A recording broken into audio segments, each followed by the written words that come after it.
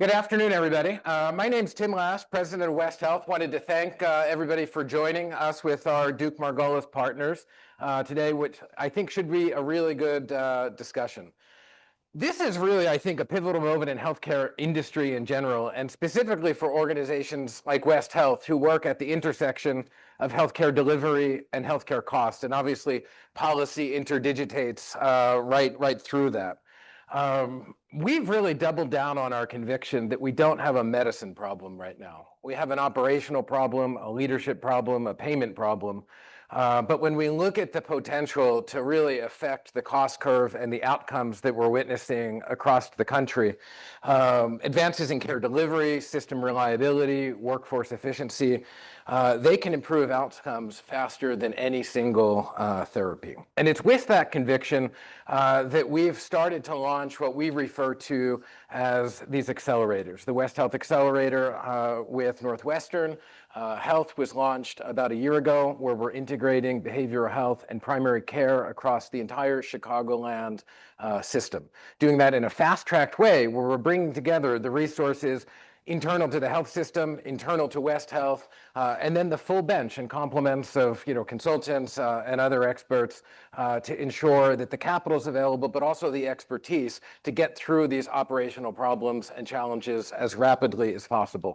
We've also launched an accelerator with MGB, looking at hardwiring specific care pathways across their entire now combined system. So not looking at changes at service line, but looking at changes across all of the sites to have a system impact, really trying to reduce the variation in care to have higher reliability and improve the outcomes.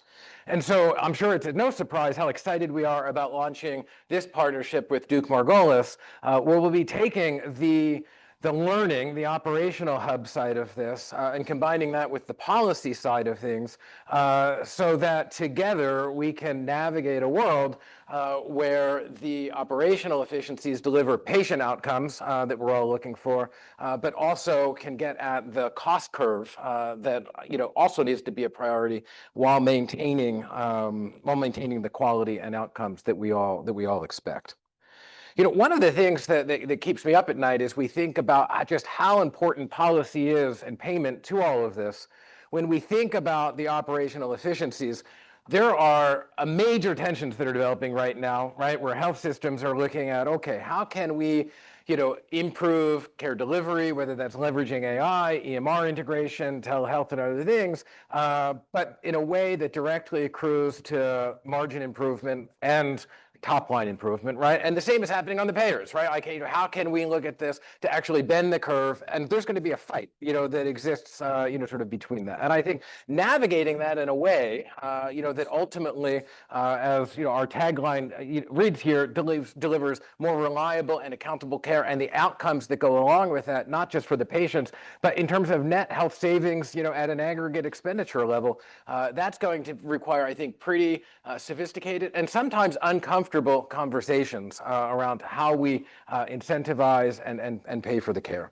The other area that I think a lot about as we think about navigating this transformation, in addition to the payment and policies that drive it, is the leadership. I think there are bright spots across this sort of country in healthcare leadership, but the notion that one goes to medical school or nursing school and then practices and then rises through a health system and is somehow equipped to drive the type of structure, accountability, incentives, and trade-offs, that are going to have to be navigated, I think is just unrealistic. And so as we think about advancing the models of payment that create, almost the bumper bowling, right? The bumpers, right, with the health system will navigate.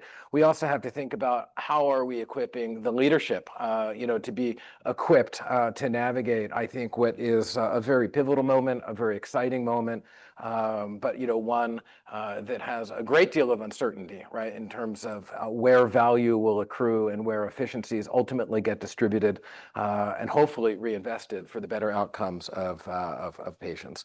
And so I'm optimistic with this partnership, Mark, that we're launching here, that with disciplined execution and real financial accountability and organizational alignment at all levels, that we're going to be, really reflecting, not a decade from now, but even just a few years from now, which is hard to imagine in healthcare because it does move slowly, on things that are clearly on the right side of history. And so with that, thank you for being here. And Dr. Mark McClellan will offer some opening remarks as well. Thanks, Tim.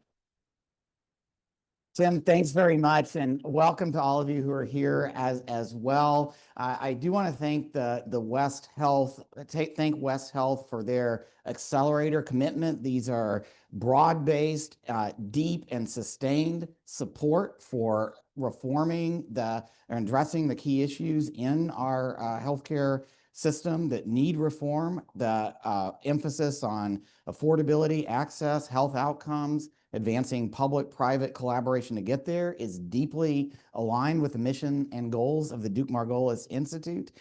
We are committed to achieving the promise of accountable care models, payments, insurance benefits, information, and technology all working together to deliver better, more affordable services that get to better health at a sustainable cost for all Americans.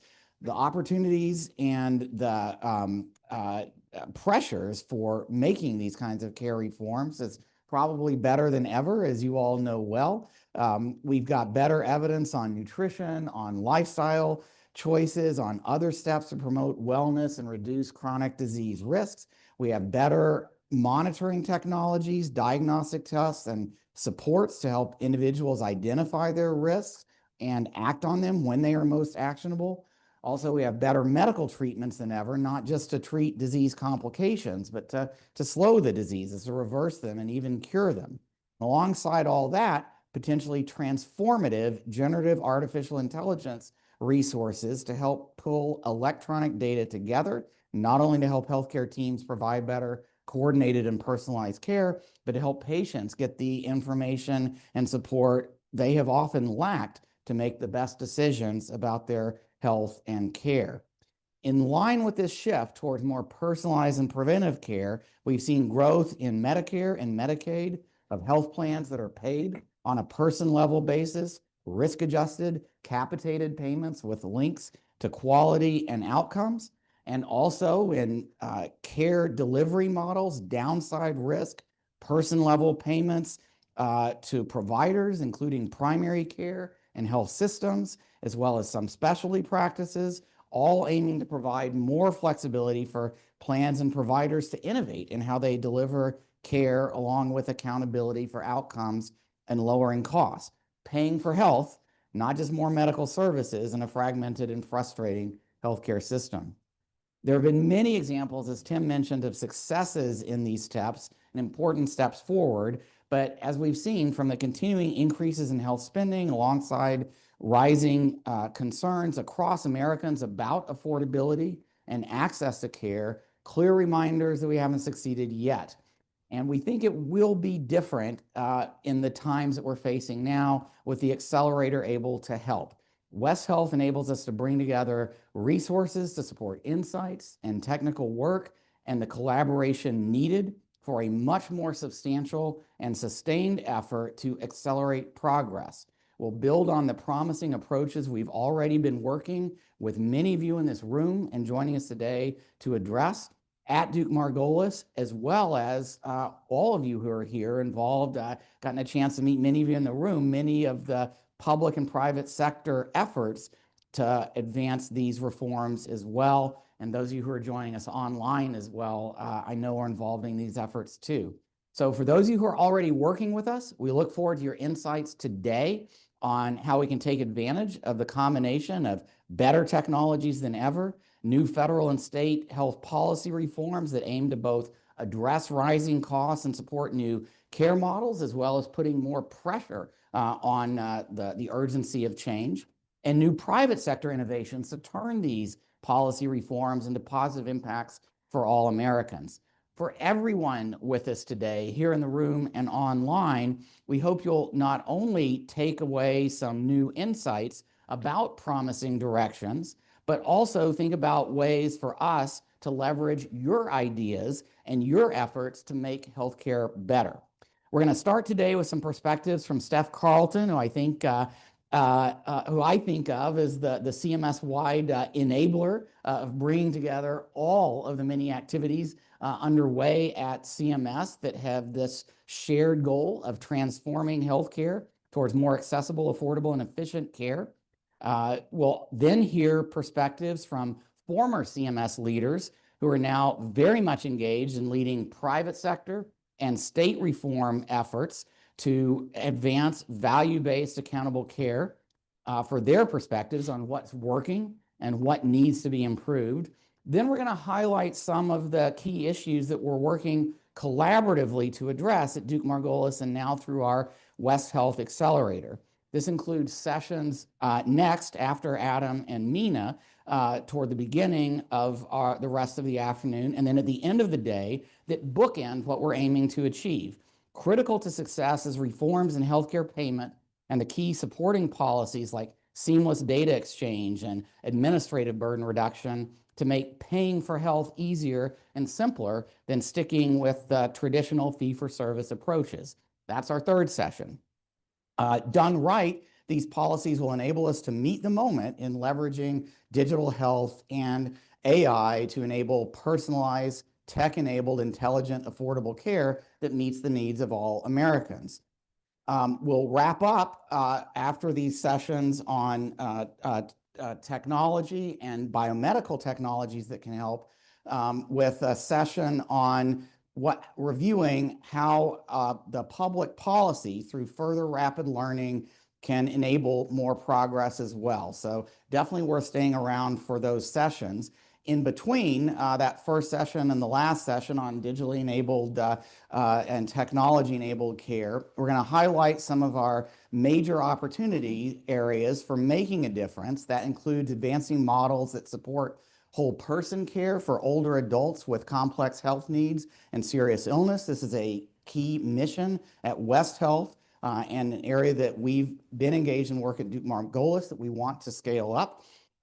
We'll also talk about using coordinated tech-enabled care as a foundation to help patients and their providers integrate new drugs and transformative medical products into person-centered, prevention-oriented care models to achieve better long-term health at a more sustainable cost. And then building on our efforts and efforts by CMS and other private initiatives to learn more rapidly about care reforms and the needed policy reforms to support them. That's the other session we have this afternoon.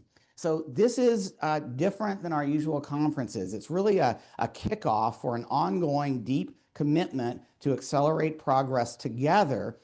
We want to implement rapid learning with you starting now. So I'd like to take this opportunity, I think it's on maybe the next slide. Oh yeah, Statement of Independence. We are independent. Next, I should have followed my talking points. Accelerator is about learning together. So please use this QR code to access a Slido where you can share comments or feedback with us. We're going to present a lot today about some of the things we're thinking of already together, but this is a start, not an end. And as we ramp up, we want to do it together. So this is a great initial opportunity to do that, but also feel free to talk to our staff, the West Health staff that are around today, and you know how to find us online too. This has got to be a team effort to meet the moment. So thank you all in advance for being part of this important collaboration. Let's get going. I'd like to introduce Steph Carlton. Can't think of a better place to start. Where is she? There she is. I know a busy day for Steph as always. While you're coming up, Steph is a labor and delivery nurse turned into a healthcare leader. That is actually a great background for leading in healthcare reform. She's had unique experience, I think, across the many dimensions of the U.S. healthcare economy: business, policy, higher education, clinical care delivery. Most recently has been a leader with, before government, has been a leader with McKinsey's healthcare practice. Yeah. Pick your favorite. I guess it's not really a fireside chat, more like a bar side chat. Pick your favorite chair. Before coming in, had led programs like place-based transformation initiatives And we first got to know each other during your time working on Medicare Advantage and Medicaid issues on the Senate Finance Committee. Steph, thanks so much for being with us today. I know you've had a busy day and we're competing actually with your boss who's doing a press conference like right now, but that shows you how busy CMS is. I did want to start with sort of at least one elephant in the room, that the government is shut down right now. Like healthcare reform is hard, so it's hard to make progress on these issues, yet you're still trying to move forward in this current context. Any comments on that? Like, what's it like trying to drive transformation while we're shut down? And I think we're doing the right thing by launching this now and continuing to try to support the CMS initiatives. How's it looking from your standpoint in a tough political environment? Is your mic on? Yeah. Yep, good. Ready to put it up? Okay, Okay, good. great. Challenging for sure. CMS is a bit unique compared to other federal agencies, as you know, in that most of our programs are mandatory and function outside of the appropriations process. There's some exceptions to that. So we actually have had about half of our team in place and working.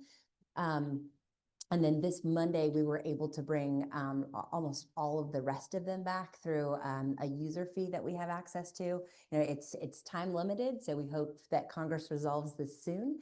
But we do have our team back and working. And as you think about the care that Medicare beneficiaries need, that Medicaid beneficiaries need, open enrollment in both the Marketplace and Medicare Advantage, we've got a lot of work to do, in addition to the priorities that Dr. Oz and I set at the beginning of the year. So I do want to talk about those priorities. I think they fit really well with some of the themes of this whole collaboration. Again, we're really glad to have you here and among those busy CMSers who have a lot to do in the short term, trying to think about reform. Some will be joining our panels later. Most Americans don't think about value-based care or accountable care. They think about affordability, access, complexity of billing, being able to get an appointment, things like that. But patients and clinicians are resonating with some of the key themes that Dr. Oz and the whole CMS team has been working on, even through the shutdown. Just to go over a few that I've heard a lot from him: empowering people to stay healthy with personalized, coordinated support, getting healthcare providers better support and information so they can be effective in accountable care and being accountable for outcomes and total costs in support of their patients, shifting our care and payments from mainly dealing with sick care to supporting wellness, prevention, chronic disease management, getting rid of fraud and wasteful payments in the process. That does sound a lot like accountable care reform. So we've got a limited amount of time and a lot to cover. What's front of mind as you look ahead coming weeks and months for an effort like this one to support, help inform, and advance your priorities in some of these areas? Yeah, and Mark always warned us from day one, you got to be real clear about what you want to accomplish, because the time goes by quickly and there's a lot. So we did set a pretty clear strategy. I mentioned literally the beginning of the year, where we set out 5 different topics, and you listed several of the ones that are clear. I will say, as a team, we went through and spelled out the 5, but then put very clear key results under each of them. So if you're familiar with objectives and key results as a framework for strategic planning, we went through that. And so we could actually track on this key result, what are we going to achieve by the end of this year? What's next year? And we're about 90% on track at this point. Some of the bigger initiatives that you mentioned, a consumer-facing AI-enabled digital app ecosystem. I think we've made a lot of progress on. Amy Gleason is a colleague of mine that has really spearheaded that initiative. And I was like, wow, that's ambitious, Amy. And then the next thing, she's pulled together 60 different tech forward companies at the White House, and they've all committed to our interoperability framework. And they are all working closely with us on breaking down some of the information silos that ultimately helps power a type of technology that we think could be truly transformative in healthcare. And I think the focus on the consumer directly was definitely a theme of President Trump's in the first administration, and that has really continued. And really building out the technology potential of that has been a core focus of ours. I mentioned interoperability has been the biggest focus of that so far. There'll be a fast follow, and that will be the news that we make next. But at a high level, we recognize that if we're going to be asking companies to build business models around this and really invest in technology that can be that transformative, we've got to have the right payment incentives in place to encourage that Business case. the business case for it. And so that's something our team has been working on. We obviously try to coordinate with other agencies across health and human services. So there's a little bit of that that's going on as part of it, as well as using some of our innovation center authorities. So more on that coming, but the idea is, solve the interoperability place, start building this longer term business model that creates really a sustainable solution for consumers. I think some of the other things that you've seen us talk about on equipping providers with real-time payment information, that is a huge lift, and we recognize that. But if we're going to start to modernize, Mark always jokes, hey, I set up risk adjustment and some of these quality metrics, and you guys haven't touched it in 20 years, is accurate. And so we recognize a lot of the technology has also changed also in terms of like what is possible to incentivize with the right quality metrics now. And so we're in the middle of laying some of the, I would say, the technology and the infrastructure to modernize that. That ultimately is about helping providers deliver better care with better data as they deliver care. I think a good example of how much it needs to be updated after 20 years is, quality metrics and Medicare Advantage. There's at least an 18-month lag in between when care is delivered and then it's measured and it goes through the CMS process and then the reward actually happens. And if you really want to get updated results, you've got to compress that timeline so it changes behavior to the level that we think is possible. I think both of those really support an initiative that Secretary Kennedy has been passionate about. I've been really inspired because I think I've been a Republican my whole life, and you get somebody like Secretary Kennedy that just given Republicans even more to be for on healthcare. Sometimes it's scary to talk about healthcare for a lot of politicians, but especially Republicans, and like, what are we actually for? And this whole Make America Healthy Again movement that is grounded in prevention, chronic disease management, ultimately taking ownership over your own health, and the curiosity to ask hard questions that ultimately figure out, why do we have a chronic disease crisis in America? Why are 40% of Americans overweight or obese compared to roughly 20% in Europe or much lower in places like Japan? So I think both of these things really build up into a vision that was set by Secretary Kennedy and really a movement that he started that's been foundational. And the last thing I'll touch on priorities, and the next question is our last OKR is around aligning spending and value. I think this room probably knows the data very well, where we spend about twice as much as other countries do on healthcare, other westernized countries. And I can't say that we're getting better value out of that. And so there's a whole set of things that we are focused on. Most favored nation drug pricing is a big one. People thought we were crazy when we embarked on this journey a few months ago. This has been a priority of the president's literally since he started campaigning in 2015 to talk about changing that. And another colleague of mine, Chris Klomp, has really tackled that one, and we've announced a series of deals with various manufacturers to start to shift that. And I want to be really clear, we're very committed to innovation and life-saving medication, and that's something that we're not going to compromise on. But at the same time, this is about fairness and making sure that we rebalance globally how investment in R&D actually happens.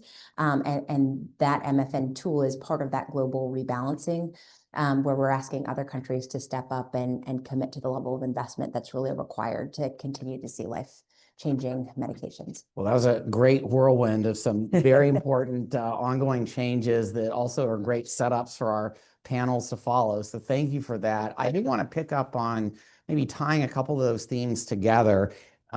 It does seem like, having gotten to know Amy Gleason better, I mean, she's been committed to making better data systems and technology available in the federal government for her whole career.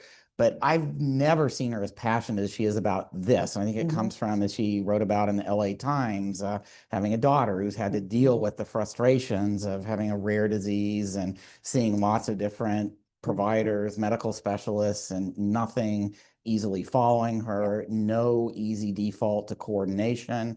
You mentioned that Medicare, I think it's fair to say Medicare Advantage, some of our data systems to support accountable care, both on the plan side, provider side, or have gotten kind of behind the times too. It does seem like you're going to use this push towards beneficiary access to apps and tools for killing the clipboard, for getting bot advice, interpret, like, what is all this stuff I'm getting from my providers, all the lab tests, and helping with prevention and chronic disease management around obesity, cardiometabolic syndrome, and things like that as a foundation.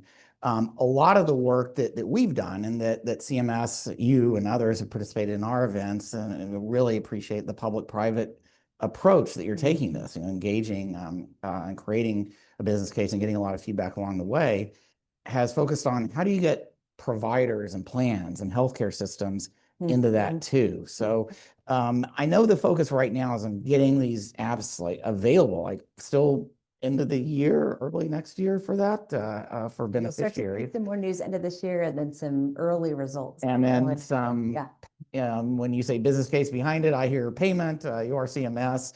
Can you talk a little bit about how groups like this can help get healthcare providers, plans, those who are looking for an easier way to do everything that you said, engaged and being able to inform and leverage those efforts?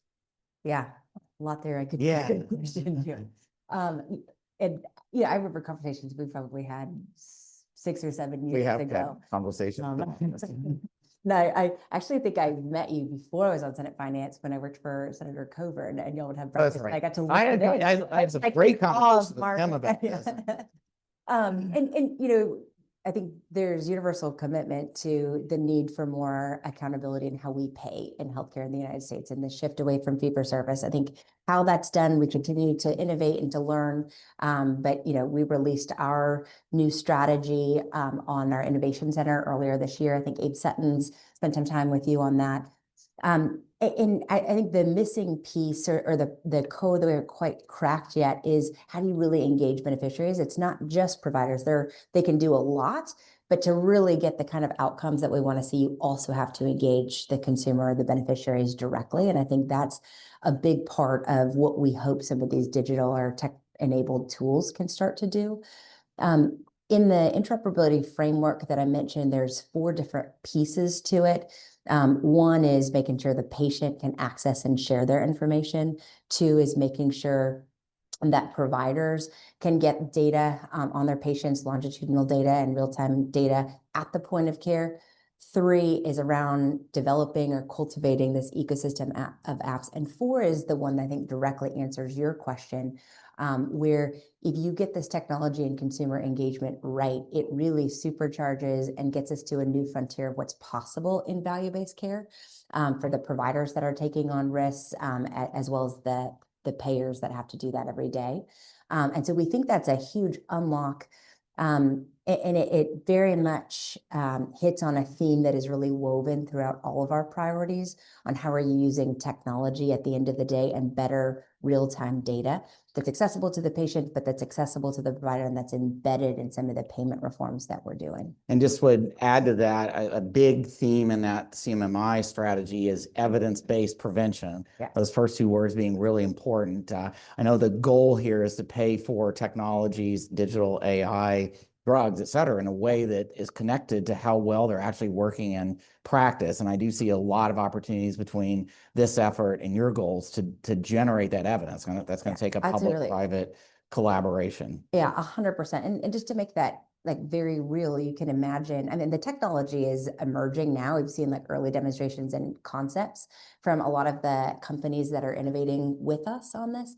But if you think about the ability to access your medical records, so it knows what's your family history of something, what are we seeing in your blood pressure trends? What are other medications that you're on? Getting that holistic set of data from every provider that you've seen connecting it, depending on what the situation is, if you need real-time monitoring of your blood pressure, your pulse, or whatever it is, connecting it there, and then having it run against evidence-based protocols that can give you 24/7 in a very easy, like everybody it can access a smartphone. I think we're 91, 92% across the country. It's a pretty high access rate to a smartphone. And think about the convenience of that and being able to tell you, hey, we're noticing this trend. You might ask this question, or how's this medication adherence looking like? When's the last time you took this med? Or what does your VO2 max look like right now? And maybe walking, you should get out there and do that and start to improve it, and it'll have outsized benefits on your health. But creating the potential for very personalized recommendations that change health behaviors that all of us should be doing, health behaviors that are really important for individuals with a chronic condition. I think that's what starts to really change the game. And then that also creates a record that's very easily accessible to the provider directly. And a foundation for maybe using drugs and costly Absolutely. treatments much more effectively. Yeah. So we've got 2 minutes left. In the spirit of the accelerator, I'll ask you a 10-minute question, which is, we are also doing a lot of work with states as part of this effort. Mina Seshamani, formerly at CMS, now Secretary of HHS for the state of Maryland, is here. They're doing multi-payer implementation, also interested in these technology issues. You just had a new colleague start, Dan Brillman, who has worked closely with our efforts in North Carolina and other states to advance integrating data on social risks and supports outside of the healthcare system, where it's more efficient to help people take steps to stay healthier. Quick lead in, what's coming there? On state specifically, or the on the this is a time with OB3 where there are concerns and stresses, but also I think some opportunities that you see for leveraging technology and advancing better care models. Yeah, so much going on here. I think, first of all, on the implementation of One Big Beautiful Bill, or the Working Families Tax Cut Act, I think the community engagement requirement piece of that is where we're spending a lot of time. It's an ambitious timeline. Obviously, it was pretty controversial. We're very excited about what the potential is. We think the technology can get past some of the administrative barriers and actually be a resource to people on, okay, if you want to go get education and get better job options in the future, here's the options that are available to you. That gets at some of the SDOH drivers of health and empowers economic mobility. So I think that's an important part of it, where there's a tech piece to that. We threw Dan into the deep end this week on some of our planning for that. So he is in the middle of it all now. And then we have worked with states, and there's a lot of things we're looking at going forward. We released an early perspective on health-related social needs that's very related to social determinants of health earlier this year. And I want to dwell on that for just a moment, because it's important to understand how we think about it. On some health-related social needs, we took a look at, and we couldn't see the evidence that those made sense in the Medicaid program, specifically because Medicaid doesn't always know how to administer housing benefits, or in some cases, rent stipends that we were doing, or air conditioning units, and some of these things, not to say they're not important, but it's more of a competency of the agency. And so we said, we're going to step away from that, but it doesn't mean some of these concepts aren't really important. And so what Dan and I have been talking about is, how do we leverage a whole of government kind of approach to some of these things? The other agencies and competencies that's better for that. But that sort of means accountable care around people that goes beyond medical care, but also the social services and like. Yeah, and so working with, our goal is to work with colleagues at HUD, at education, at labor, to start to make sure people know about the resources and develop plans that really get people back on their feet and successful. Right. Well, Steph, you haven't resolved all these issues yet, but I see opportunities there as well as big challenges. And thank you for being here with us today. We look forward to supporting and informing these efforts, and hopefully being partners in addressing some of these important goals going forward. Really appreciate your joining us. Thanks, Mark. Thanks. Now, I'd like to invite Tim back up, along with Mina Seshamani and Adam Bowler, for our next session. Great. Thanks, Mark. So maybe I'll just do introductions as you're joining me here. So Mina Seshamani, strategic leader with deep understanding of health policy, which we know, patient care, and also operations. Previously deputy administrator of CMMI, where she stood up the historic Medicare negotiation program and led the Medicare savings program, which was, I think, the largest value-based program that our country has seen to date. Prior to CMS, Dr. Seshamani was the Vice President of Clinical Care Transformation at MedStar and the Director of the Office of Health Reform at the U.S. Department of Health and Human Services, where you led the ACA. And then Adam Bowler, 20 plus years as an entrepreneur and innovator, both in the private and public sector, founded 3 companies, including Landmark and Rubicon Partners, I believe as well, served as the director of CMMI and currently leading the U.S. Special Envoy for Hostage Response. Hopefully don't need that skill set at this particular meeting, but looking forward to the discussion. So I thought we'd start pretty big picture, and maybe Adam, we'll start with you. If we look at sort of the journey we've been on, whole person accountable care, some would argue that we've taken journey, we've gotten a little bit sort of lost and potentially even disoriented along the way, right? But the timing feels different today, right, in terms of the discussion we're having. And so when you think about sort of your historical experience and your knowledge of the current administration's priorities, like, how is your view on getting to whole person accountable care changing? But I remember in the first Trump administration, we were thinking about whole person accountable care. We called it Model 1. Did you hear that one? Yes. Yeah. Actually, I stole it from Michael at Centene.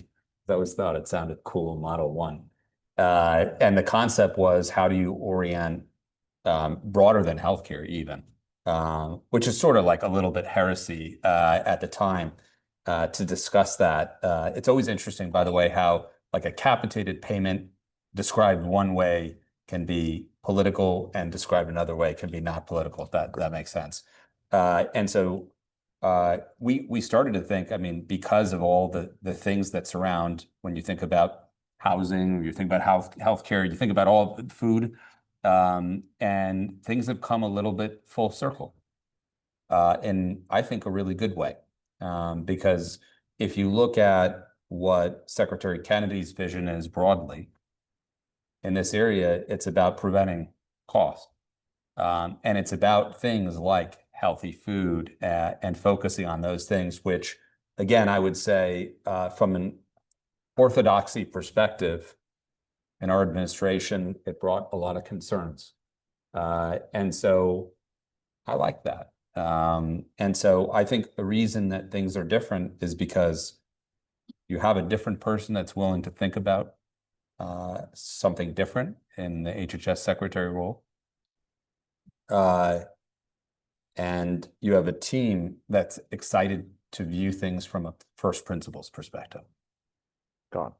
Mina, I guess similar high-level question, right? And now, I mean, you can compare and contrast, your previous role with, now the experience, in the state. Is, similar phenomenon in terms of the sort of the continuum, right? Of sort of engagement and what it means to be accountable. Like, that's a trend, or other things that are changing the view perspective. No, I mean, I think that's right. First, it's great to be here with you. And, I think whole person care, whole person accountable care is only possible if you are actually thinking about the whole person. And if you're thinking about that through the entire system and all the ways that people are touched. So, you asked, like, given my journey, right? I was a practicing physician. I led care transformation at MedStar Health, the health system here.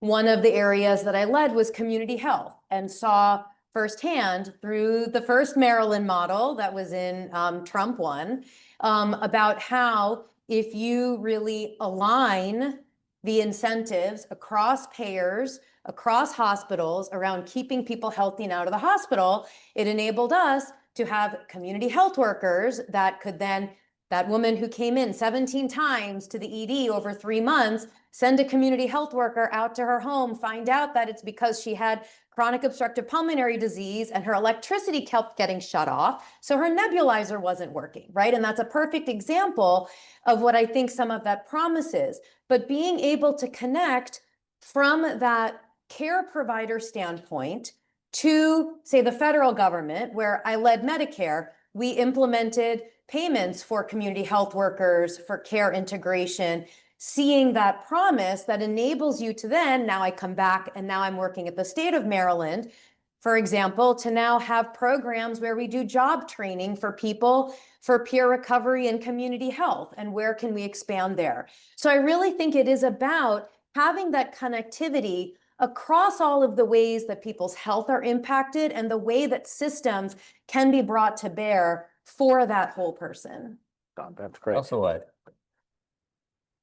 you gave me credit, or you gave the Trump administration credit, which I like, but also it's actually on the Maryland model. It's technically not credit. Well, I'll because it's an interesting story, because I thought about it. So what happened? Really, we renewed it. But thank you. But what happened actually was it was like my first week at CMMI, and there was a big fight back and forth on the Maryland model. And SEMA was like, hey, like, this is really annoying. Can you kind of like figure this out? Alex and this, and it was, you remember like CMS and HHS were always like warring a little bit. And so she said, I'd love you to figure it out. And she's my boss. I said, of course. And so I went to OMB, to the White House, and the White House is just like, we just like hate this model. And I'm like, oh, why do you hate the model? And they're like, well, it's not saving enough money. And I was like, well, how much money do you want to save? And they're like, I don't know. And they came back and they were like, if it saved like $700 million more, we'll continue it. And so I went to the governor and I said, look, we're just meeting each other. And I don't usually negotiate like this, but if you hit a $700 million bid, we can renew the model. And I said, we can have a better relationship, but I'm just telling you the truth. And they hit it. And then OMB was like, oh shit. They didn't think that they were going to hit it. But I think the key there is, because it comes down to, if all you say is, hey, I want you to cut some costs, healthcare is like a balloon. You can squeeze one end and another end is going to pop open. Yeah. So it really is, I think what's unique about the Maryland model, which, yes, long predated the Trump administration, but had its renewal. Right, it was. But I think the key is getting that alignment across all aspects of the healthcare system, so that you really are looking at the smart ways to be able to improve care and improve outcomes and spend the money in a smarter way. And I think that comes back to it's whole system and whole person together, because if you don't have that whole system involvement, then it does become more of a shell game, and where can I just squeeze here? And if that's what people are focusing on, then if a ball gets dropped somewhere else, it's okay. And I think that's one of the things that's really great about the Maryland model, and that I'm very excited now to be secretary leading, that I think also is an opportunity across states where we are kind of that laboratory of innovation to be able to say, okay, how do we kind of try something different that is not just innovating within one silo in the healthcare system, but actually bringing the parts of the healthcare system together. No, I like that a lot. And what really resonated for me in the beginning when we were talking about how the view has changed, that we're changing the definition of who is accountable and where, right? And certainly in our own portfolio, we're talking much more around primary prevention, and also on the other extreme around quaternary prevention, how you avoid the pitfalls of the health system itself. And so I do think we need to think sort of along that continuum. Just before this panel, Steph had made the comment that, the US spends, 2x other developed or OEDC countries, right? And then we can question what value we get out of that. I guess to pull on this cost thread a little bit, as we're thinking about broader engagement along the continuum, right? At some point, you could, if you don't squeeze money somewhere out of it, right, you could spend 3x or 4x. You could have accountable, whole person care that's fabulously expensive, right? And that's a problem too. And so how do we think about, sort of broadening the definition, right, of what's accountable, who's accountable along the continuum, but also recognize that national health expenditures, right, and state expenditures can't continue along the trajectory, that they're currently on. You want me to start? Sure. Okay. Well, I do think it comes down to how are you spending your money, and are you spending it in the smartest way possible? Because I do think that there are opportunities when we look at investments that are made and, the delta in the health of communities, where you can make investments that have an enormous return on investment. I mean, just taking the example of community health workers, there are many studies that talk about how an investment in the community health workforce actually has a much greater return than that person's salary because of the avoided utilization. I also think it's not just about that balloon, if you will, within the healthcare space, but also thinking more broadly about our economy, right? So I'm a physician and an economist, which means I was in school forever, but this is where it comes together, right? Like, take the example of the community health workers, right? Or peer recovery coaches, like where we have a training program for people who have been in our recovery programs where they can get training to become a peer recovery coach. You are not only empowering someone who's going to do a much better job at supporting someone else through recovery than someone who doesn't have the lived experience can. You're also employing them in a time of a healthcare workforce shortage, and employing them from the very communities that have felt left out from the labor market. So I think it's also important to remember, I mean, you're talking about, yes, healthcare costs have grown up as a percentage of GDP. And there are ways that what we leverage in innovation in healthcare can actually have a positive impact on our overall GDP as well. Right. I think, Mina, you're exactly correct. And I think the way you put it is, and look, when Mina was at CMS, I think there were people that really were focused on the right outcomes at a cost that makes sense. And I think what you're saying is there's a lot of diverse areas you can use workforce that save money and drive the right outcomes. And so I think we need to sign up for both. We can't ignore that healthcare costs in the country are running away. Someone was just telling me about a report that Brian published around the need to lower cost, maybe the need to do more mandatory models over time.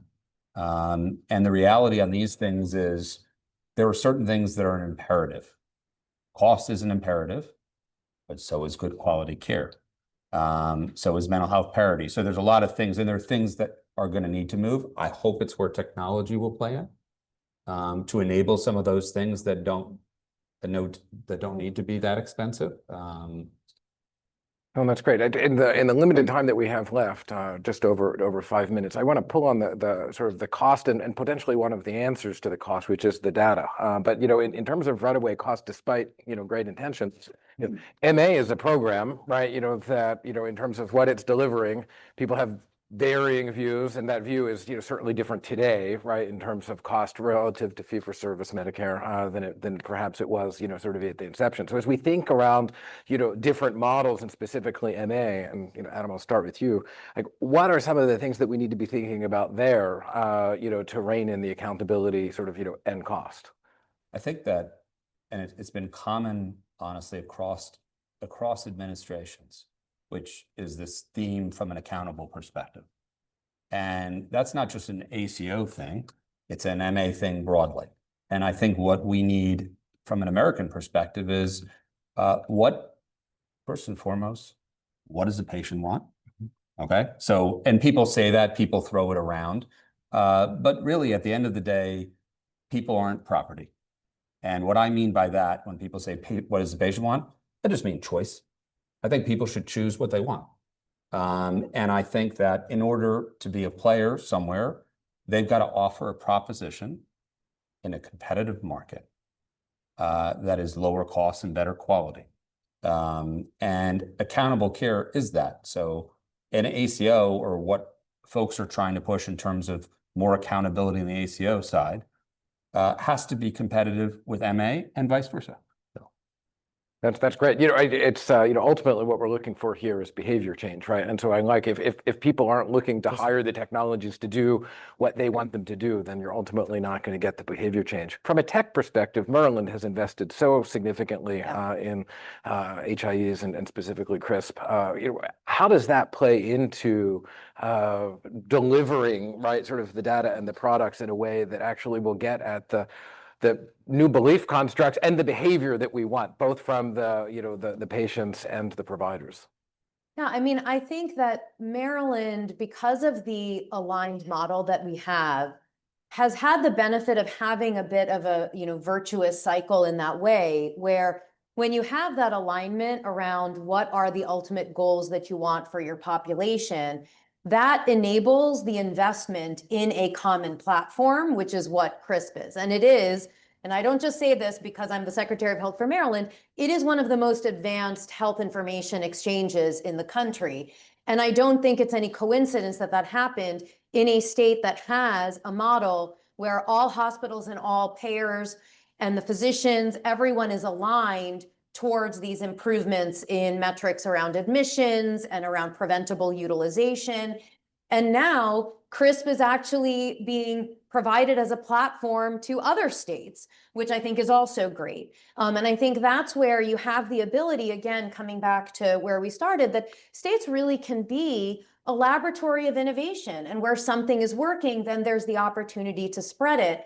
And I think with CRISP, it really is in the power of being able to provide real-time data that isn't subject to silos of which health system is this patient in, which insurance company does this patient have. It crosses all of those barriers, and importantly also now ties in to care that's provided in the community, and how do we do risk assessments on food and transportation. We now have, you had mentioned technology, there is an AI-enabled tool to be able to predict unnecessary hospitalization in the community, so that then clinicians and their care teams can target people to keep them healthy and out of the hospital. And I think that's the power of having a platform that crosses what are otherwise those silos that prevent that, what you started off with, that whole person, whole system accountability. Oh, that's great. We're going to have a second, I think, for final thoughts. But before we do, just a question for both of you.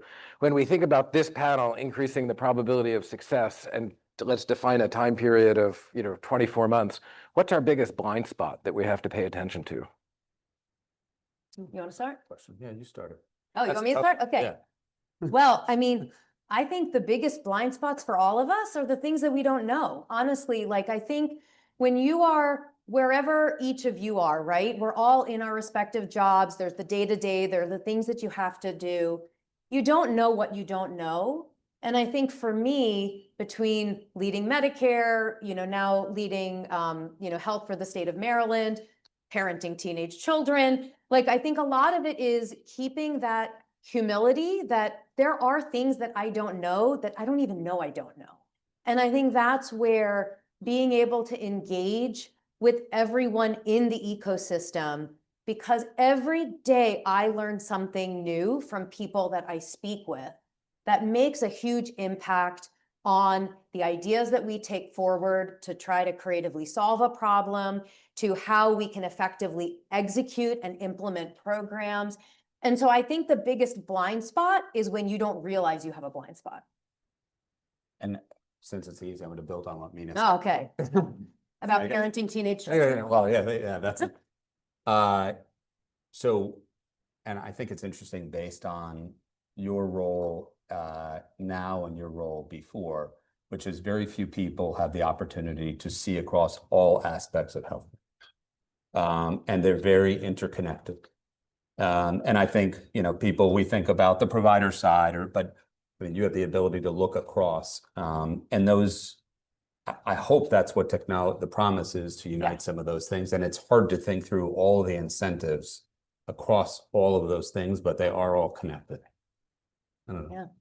That's great. And I think we're at time. So final thoughts before we conclude?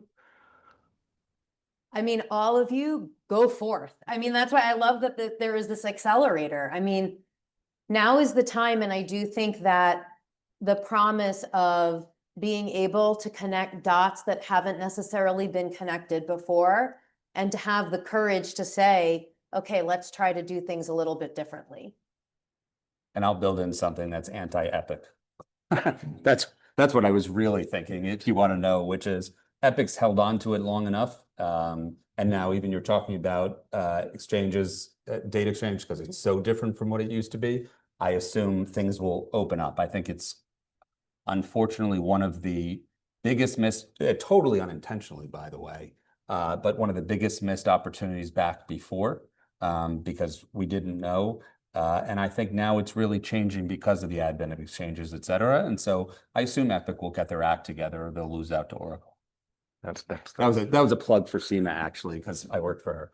No, but I think it's been one of the issues. And I do believe that that's going to change.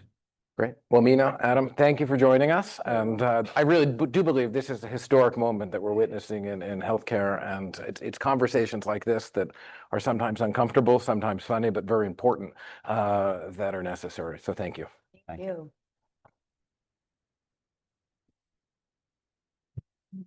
Thank you. Thanks again. Good questions. Thank you. Really good job.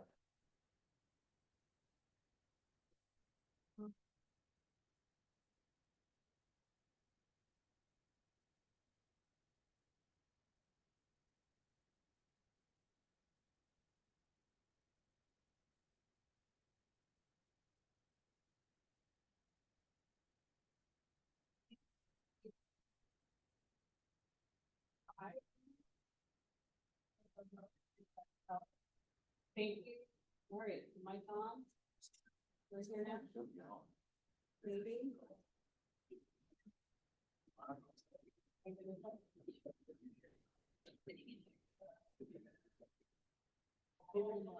Tech problem. Oh, there it is. Excellent. All right. Good. How are you? Good afternoon, everybody. I'm Namrata Roy with the West Did you Health. guys make the, Thank did you guys make the all for opening? joining us this afternoon here Okay. in person. She said it was good. Um, Yeah, I got stuck. We are here for our session titled Future of Accountable Care in Traditional Medicare and Medicare Advantage. So no small feat there. I think we can all agree we're at a really interesting and pivotal moment when it comes to Medicare writ large. We have more than half of our beneficiaries currently enrolled in Medicare Advantage. And so I feel like Medicare Advantage very much having a moment in itself. And then we also have many opportunities and models and accountable care models and programs that are happening within traditional Medicare with opportunities to evolve and innovate. So this really creates a really unique opportunity for us, not only to build on what we've learned so far, but also an opportunity to advance whole person effective care that really integrates the physical and behavioral needs of our seniors and beneficiaries. So today's discussion is really going to focus in on how we can accelerate the adoption of accountable care. And for our policy wonks, we really get to do that through some real key levers here in terms of benchmarking, risk adjustment, and performance measurement. But in addition to that, we also want to be able to discuss, how do we get to leverage technology to simplify and align and modernize the system? So we are joined by an incredible panel here with diverse perspectives from the provider, the payer, the policy, and research perspective. So really looking forward to this discussion. So I'm going to have folks introduce themselves, and then also maybe go ahead and start after your brief intro to tee up the first question. What do you see from your perspective from day in, day out as to what the major challenges and opportunities are in advancing accountable care? And maybe also, how can Medicare Advantage and traditional Medicare evolve together to simplify experiences, improve outcomes, and advance whole person care? So I'm not going to go exactly down the line, but I'm going to start. So Chris, I'm going to have you start to introduce yourself, and then maybe a couple of thoughts on that question. Sure. I'm Chris. I run a company called ChenMed. We run clinics in about 23 cities across America. We take care of the old, the poor, and the sick. So we essentially exclusively open clinics in sort of the parts of the neighborhood or parts of the cities that tend to have the worst outcomes. Just give you an example. Average age about 70, about 80% of our patients have a low-income subsidy flag, 40% duals, 80% underrepresented minorities. And so it is a polychronic low-income population, and we get doctors to go into those neighborhoods, and then we take global risk on those patients. That's the one makes us unique. So a couple of thoughts. Many people are talking about what's accountable care. The way we think about it is either you're taking dual-sided risk or you're not. Those are the only two categories. And I think actually one of the largest challenges that we have is that, we need people to actually take downside risk. Because what happens is everybody's practicing with this, like all the kinds of variable types of payment structures. You can't go into one room and say, hey, in this room, I want you to get as many MRIs as possible. I don't really care about your outcomes. I don't want to spend time with you. I don't want to move upstream. And quite frankly, I want to get through the transaction and I need as much volume as possible. And then go to another room and say, oh, I care about you. I don't want you to go to the hospital. I've got to move upstream. I got to take care of your lifestyles and behaviors, which none of our doctors were trained for. Take care of your lifestyles and behaviors and fundamentally worry about how you eat, where you live, what meds you're taking, making sure you're taking your meds. It doesn't work. So we got to put everybody on the same platform. Guys, we've got to figure out how to get people to downside or dual-sided risk. As soon as you start taking downside risk, your aperture changes as a clinician. You're now thinking about the whole person. Because you're realizing, oh my gosh, the most effective way to manage health is not an MRI and spine surgery. The most effective way to manage health is a lot of the things that we all know, that how we manage our own health without having to go to an operating room, okay? And that is a completely malaligned incentive with today's healthcare system. So if we can get everybody, first of all, to start to think about dual-sided risk, that's number one. Well, how do you get them to take dual-sided risk? It's scary, okay? First of all, they need data. I heard the previous session, we need data, right? You need data that is real time. You need data that is accurate. You can't wait 3 months to find out someone's in the emergency room. It ain't gonna work, okay? Second of all, between Medicare and Medicare Advantage, we need equivalent data. So just because I'm a Medicare Advantage or you're in Medicare or we're in Medicare, you can't. We need one source of truth that gives us the information because honestly, as clinicians, we don't care what your payer is and we shouldn't care. We should have one care model to take care of patients. So we need data equivalency between Medicare Advantage and Medicare. And the third thing is we've got to add flexibility to people who are taking downside risk. Because if they have the flexibility, if all they're thinking about is, I will only do it if I can bill for it. You want to eat healthier? How healthy? Because I want to bill a level 5 healthiness for consultation, right? That's not going to work, guys. It doesn't work that way.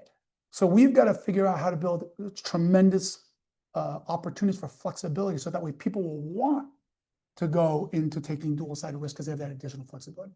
So that's sort of Excellent. my thoughts.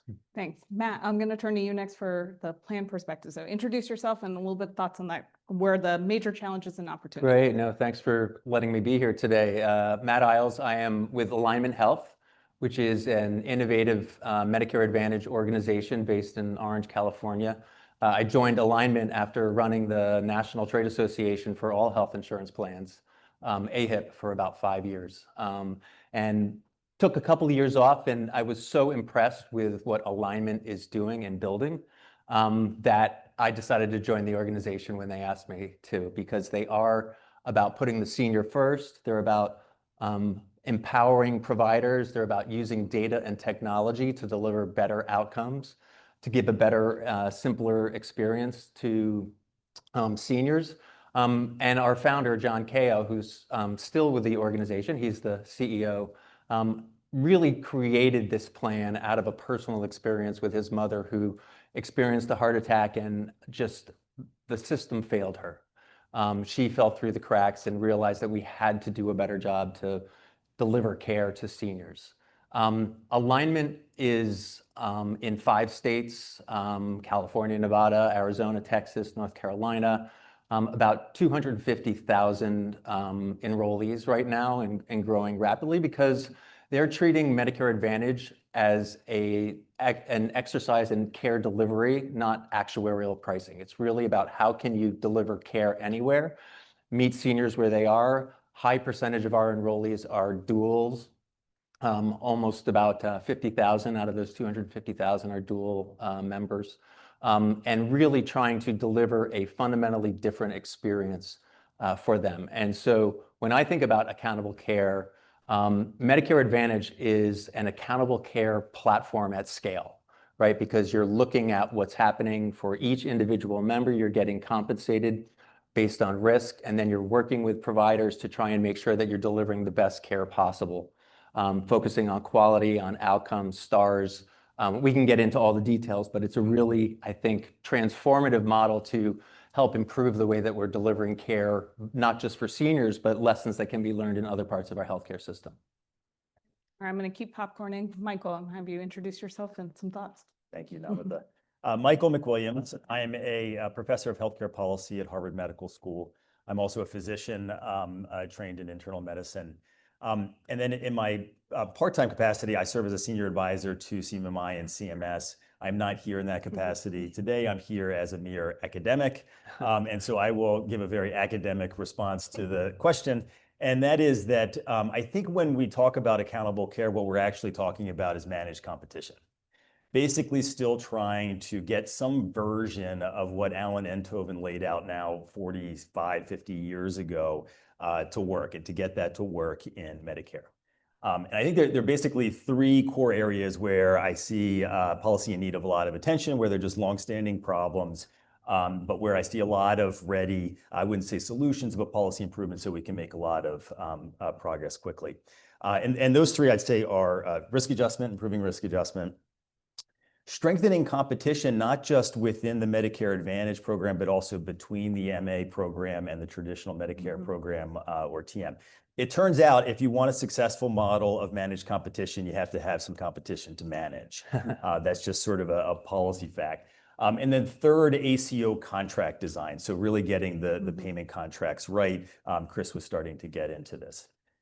So I'll just say a few things about each of those. In terms of risk adjustment, the reason we should want to improve risk adjustment is not necessarily to reduce the overpayments to MA plans that get a lot of attention. If we're paying too much in MA, we should just lower payments in principle. Really, the reason we should want to do this is to minimize the distortionary incentives to do things like code and risk select that interfere with efficient resource allocation and interfere with productive competition. So basically, we don't want insurers devoting societal resources to efforts to code and to select. We don't want them competing on that basis. So then the question is, okay, so how do we do that? We could spend the entire day or week talking about how to do this. I think the basic recipe is something like take out the manipulable stuff from the model, turn to other data sources for less manipulable inputs to put in the model. But then the thing I really want to emphasize is to think outside the box of changing the stuff in the model, because they're complementary tools and strategies for us to use. One of those is reinsurance. I call reinsurance risk adjustment's BFF, because it just really relieves the burden off the risk adjustment system when you carve out those super high cost enrollees. And then there are other strategies and techniques. I'll name one, constrained regression. I told you I'm an academic. So this is kind of needed the wonkiness. Yeah, exactly. The idea here is that you can reduce underpayment for groups that are not in the model because they shouldn't be, or the incentives would get perverse if you put them in the model, by overpaying for groups that are in the model. And so that there's some creative ways to solve these problems and to navigate the trade-offs in the risk adjustment system.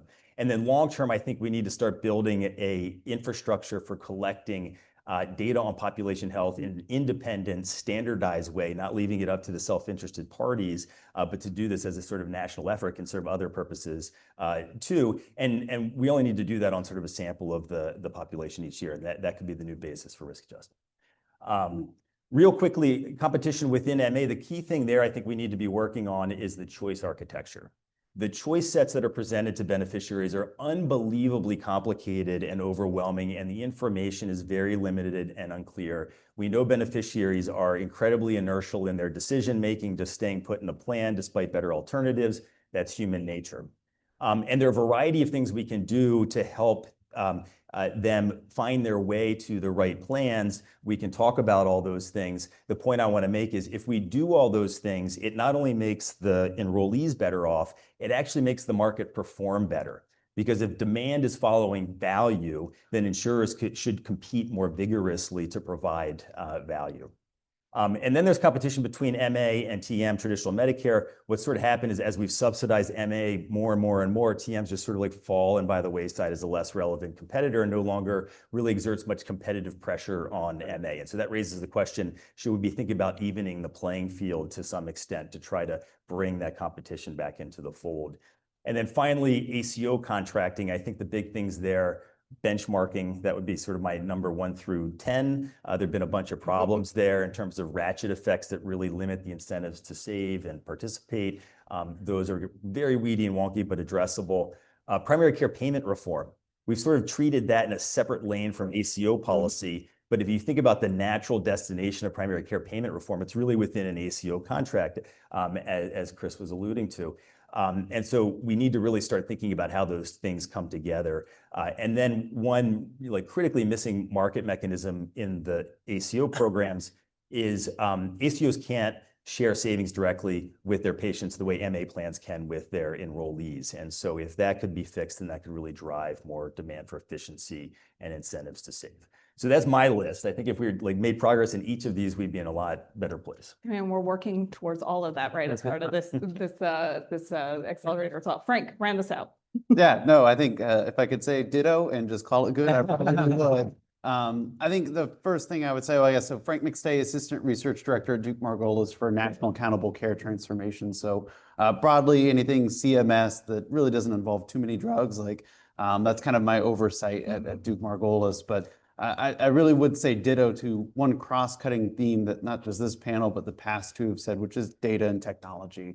Real-time data to patients, real-time data to providers, but also to plans. And that's cross-cutting across a lot of the work at Duke-Margolis and the Accelerator, whether that be risk adjustment, benchmarking, brain health. Something we hear from a lot of our stakeholders across all this is, I need more data, I need it now, please. And so the data pieces that Chris, Matt, and Michael raised here, I just double down on. Two other things top of mind that I haven't necessarily heard raised, but are really important for the work at the Accelerator and for me personally, integrating primary care and specialists. We were talking actually this morning with a group of providers, payers, and others, and oddly enough, it was focused on technology, but we kept coming back to the theme of how can we better integrate primary care with specialists? My wife is a hospice palliative physician, works really closely with a lot of specialists. And so I'd say once a week, there's some complaint from her about, if I could just work with them a little more prospectively, that would help me a lot. And so I think about, how can we better integrate primary care with specialists and accountable arrangements? And what are those driving mechanisms that Michael was talking about to really get there? The third thing is drugs and accountable care. We need more whole person care. I think everyone in this room acknowledges that, but oftentimes we're kind of have some blinders on, and we never talk about the drug pieces in ACO models, or we never really talk about whole person models as we think about transformative therapies.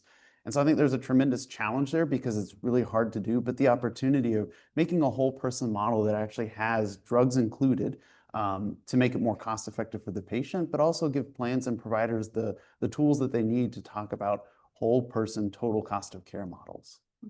Thank you. I mean, we are definitely not going to be able to hit all of these points in the 20 minutes or even later today, but I think there are some panels later today that will hit on some of those. But Michael, you alluded, and started talking about beneficiary choice and competition. So let's turn there for a little bit. Yeah. What reforms or strategies do we really think are out there to really help ensure that Medicare beneficiaries have access to high quality and meaningful choice among accountable care?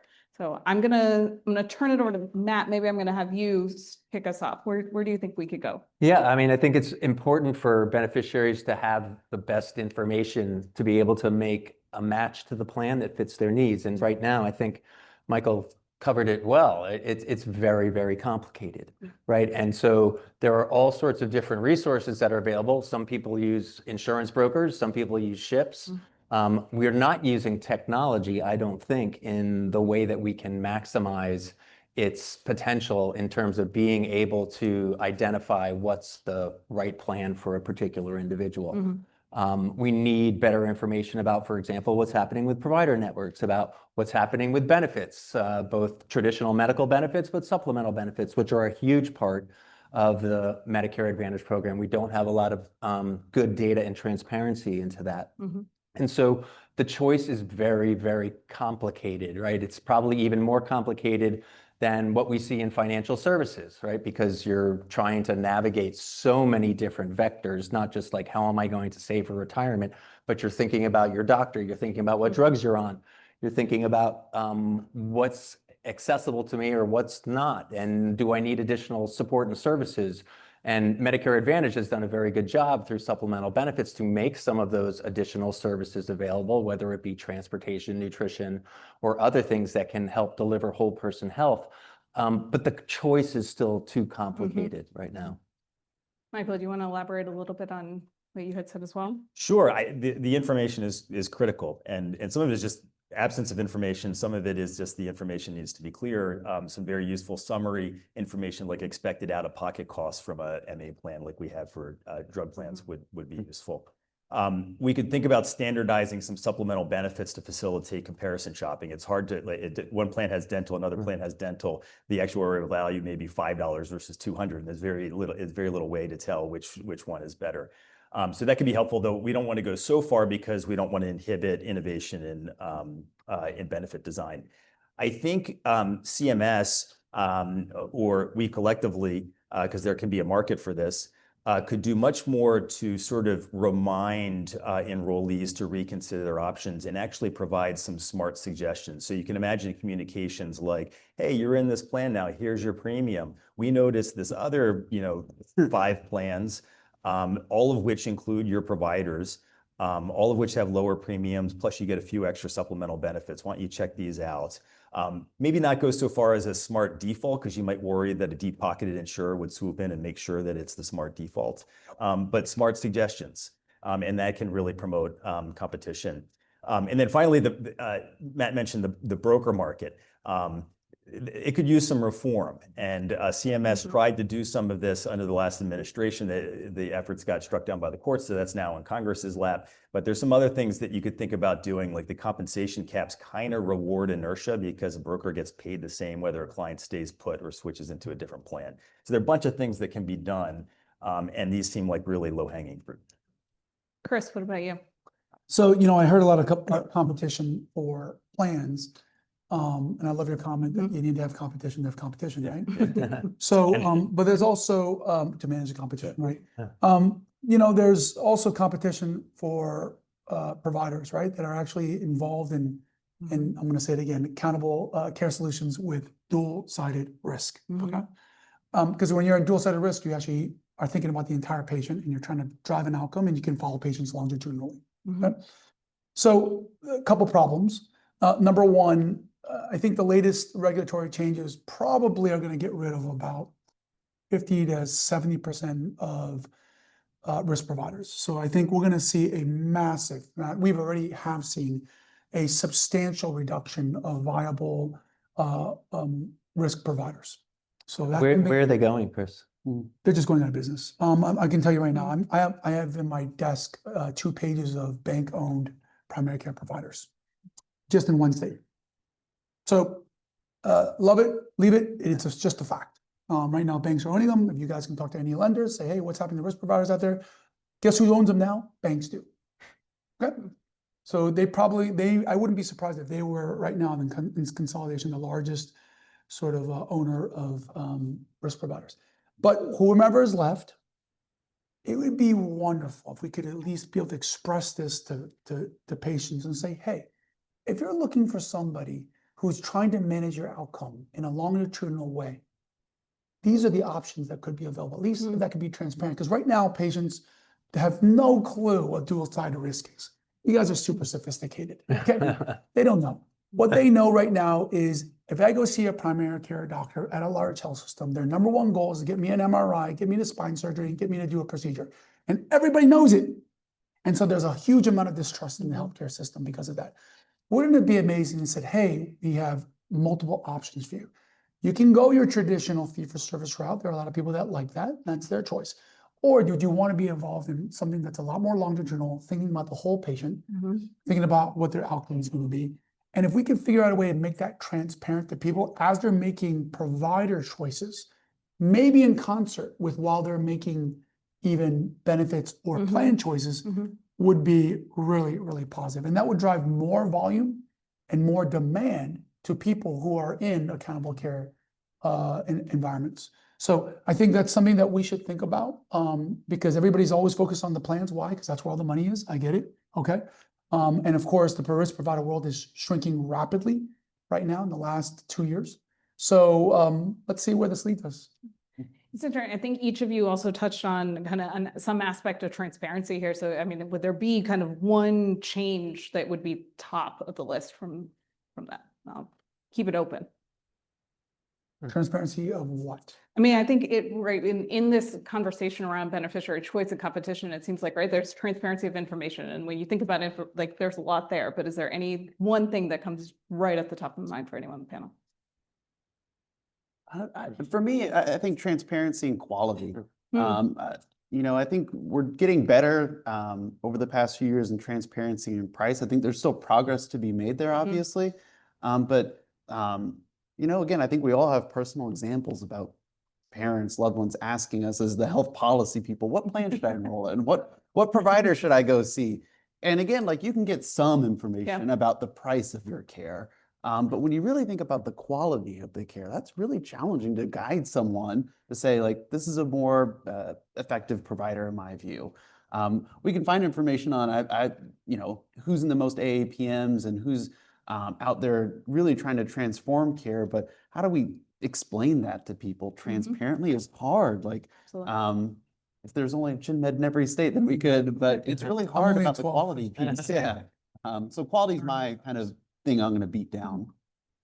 I'll jump in too, and I would agree on the quality side, right? 'Cause, I mean, within the Medicare Advantage program, obviously you have stars, right? And that's helpful, right? And I can say this as an organization that has 100% of our members in a 4 or a 5-star plan, that the stars program is a decent program in terms of measuring quality, but there's still way too much administrative processes, measures, rather than focusing on actual outcomes. And if we could maybe streamline and simplify the program and focus on true outcomes, I think that would be a benefit that would be good for seniors and also to help make sure that there's greater visibility and transparency into what is a truly high quality organization. Agreed.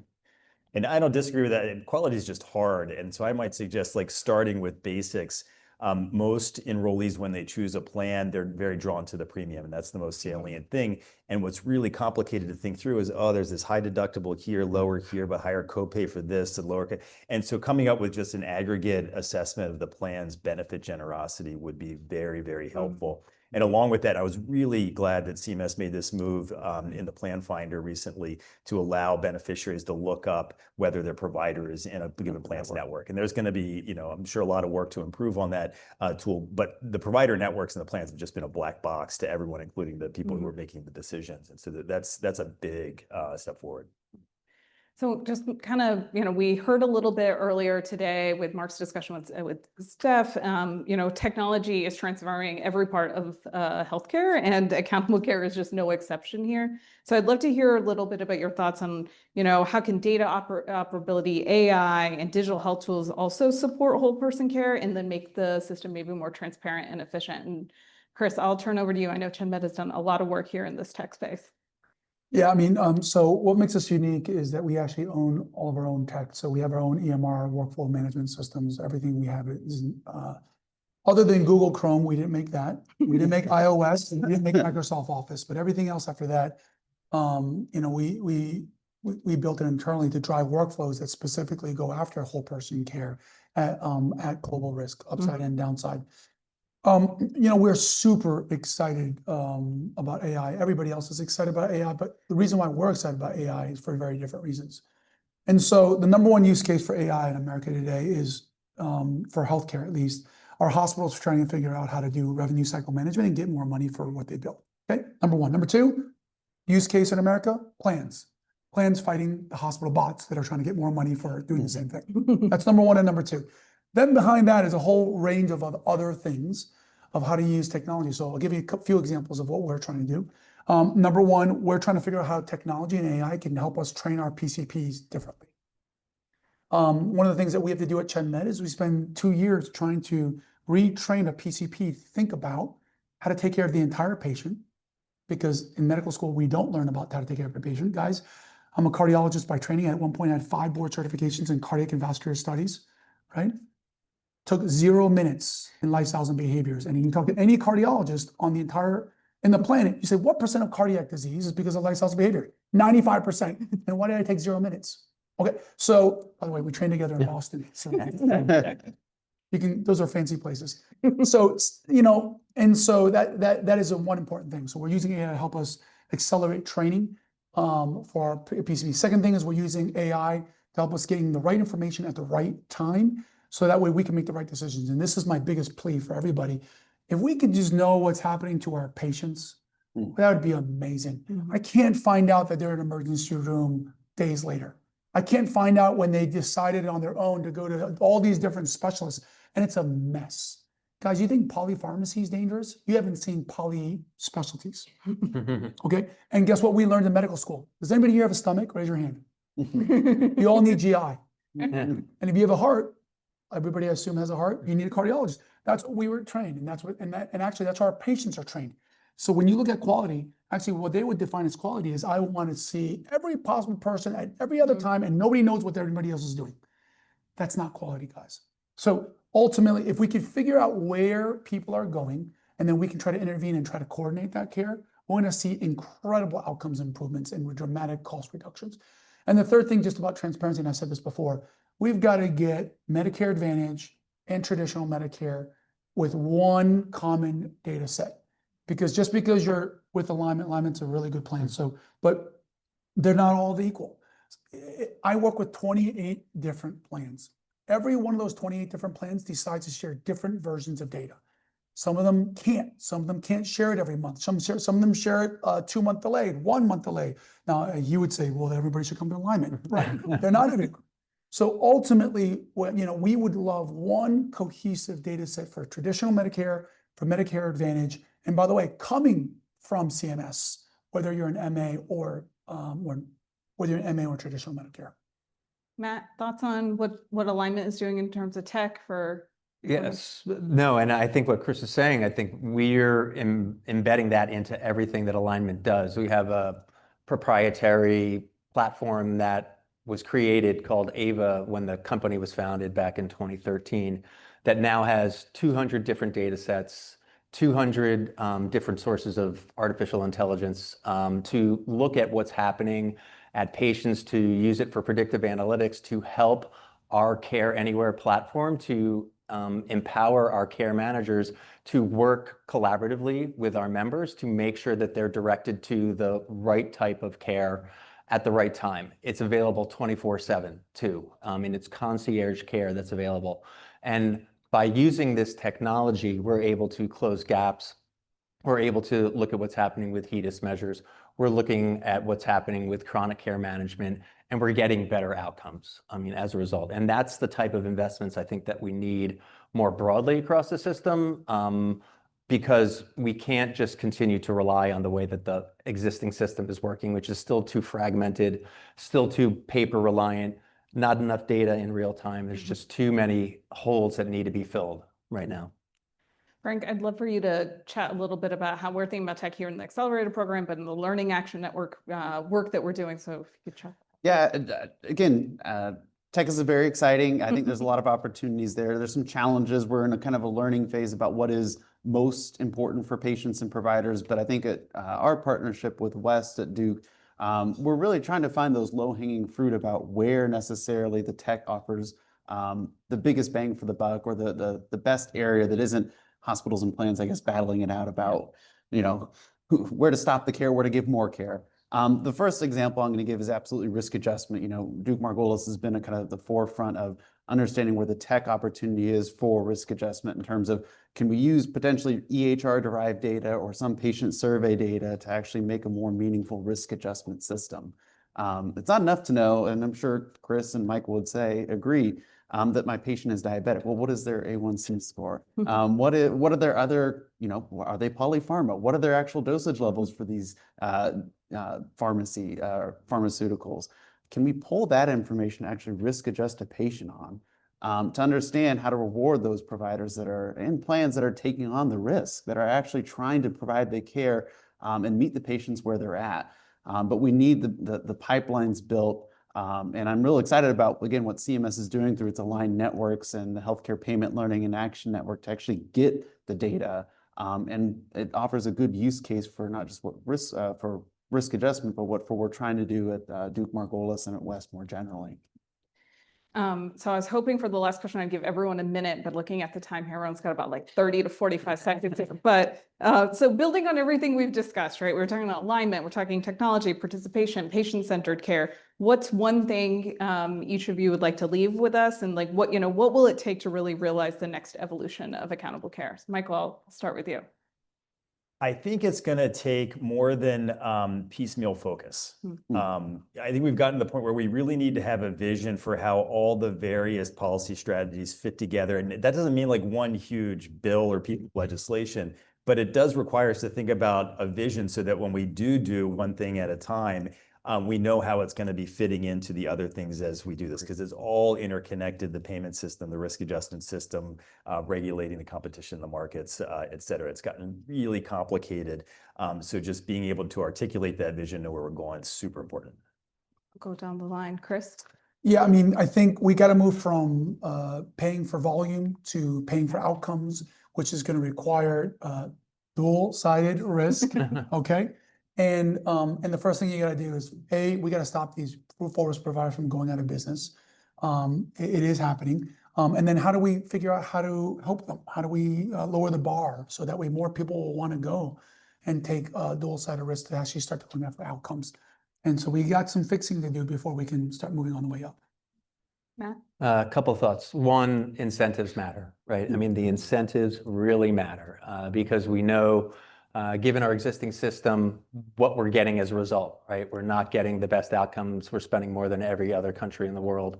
And we have probably around the highest rate of patient consumer dissatisfaction, right? So we need to think long and hard about the incentives and how we get them aligned within our system. The second thought, which is a little more wonky and down in the weeds, is that we need to think about risk adjustment as enabling precision medicine, not just about grabbing codes, right? How can we use a risk adjustment system to enable a system that empowers patients to receive precision medicine that's targeted to what they need, and being able to leverage the data and technology that we have to do so? For me, I think transparency and simplicity. I want insights into supplemental benefits and what's working for patients so that we can reward those that are doing more of it. I want insights into patient risk as a husband of a physician who thinks about those patients all the time. I want her to have that ADT information. I want her to have that polypharmacy information so she can think about deprescribing and working with specialists in real time. And then I think, again, about simplifying it. I would love to go to a family member and say, like, all of this transparency, what it means for you at real time when you're selecting a plan, when you're thinking about changing providers. But it's not that easy. And so I'd love some more tools out there that really help us explain the opportunity of not just accountable care, but what this accelerator means.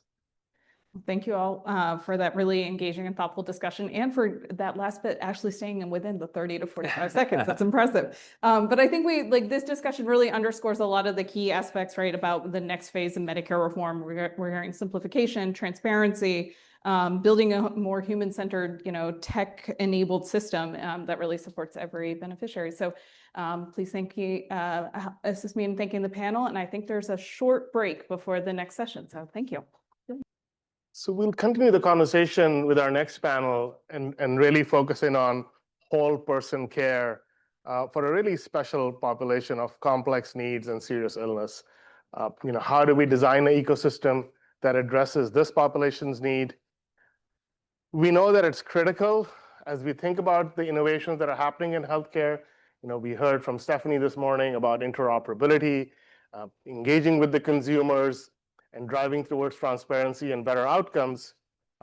how do we think about using that momentum to address the gaps in care and the need of this population? We have a great group of panelists, both from the provider side and also from the payer and policy side, to sort of help walk us through the opportunities and also sort of what could be some of the pitfalls, and we'll dive into that.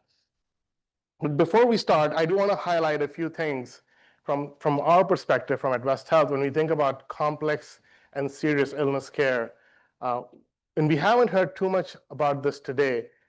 I really want to point out the behavioral health aspect of this. As a provider, when I used to take care of patients, having a person with CHF and maybe 2 cancers was important. But you throw into the mix a cognitive challenge like dementia, or you throw into the mix a behavioral health condition, the complexity of care increases tremendously. And so as we think about this population, let's also think about those needs. And then, of course, the social determinants of health and how do we address those in this population.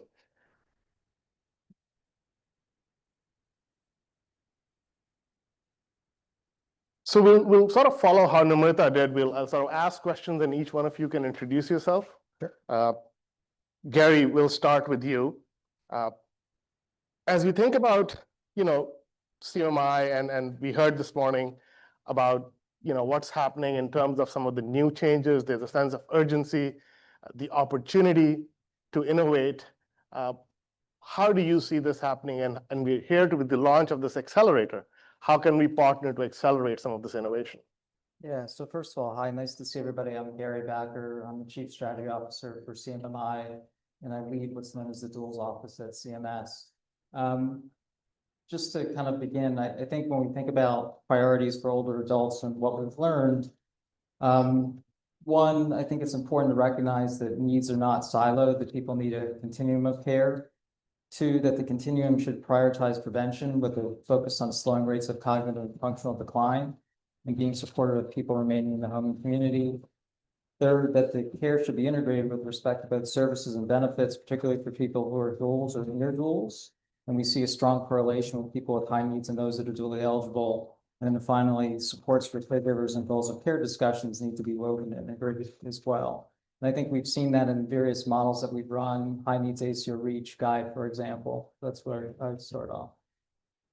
As you think about those models, what are some of the key elements or key learnings that you're most excited about advancing into the future? Well, I think there's 2 things. I think one, recognizing that there are a relatively small set of organizations that specialize in taking care of the kinds of patients I was describing, the kinds of people I was describing. And from a model development perspective, recognizing that we can't have a one-size-fits-all model, that we have to kind of tailor models with respect to the population that's being served. So that's one important observation. And then the second thing is I can't understate or overstate the importance of integrated care. And I mean that both in terms of integrating benefits and services for people, then obviously working across Medicare and Medicaid for people who are dually eligible, and beginning to recognize as well that there's a cohort of people that are effectively nearly dually eligible, that they're on the cusp of becoming a dual, and to recognize and figure out how to best support their needs as well. Thank you, Gary. Tom, you work in a very interesting and also important space of home-based care, and really the homebound population of seniors who have tremendous special needs, but also tremendous opportunity to keep them healthy, to keep them out of the healthcare system as much as possible. Yep. How have you adopted accountable care and value-based care to really drive your business and the company that you lead? Sure.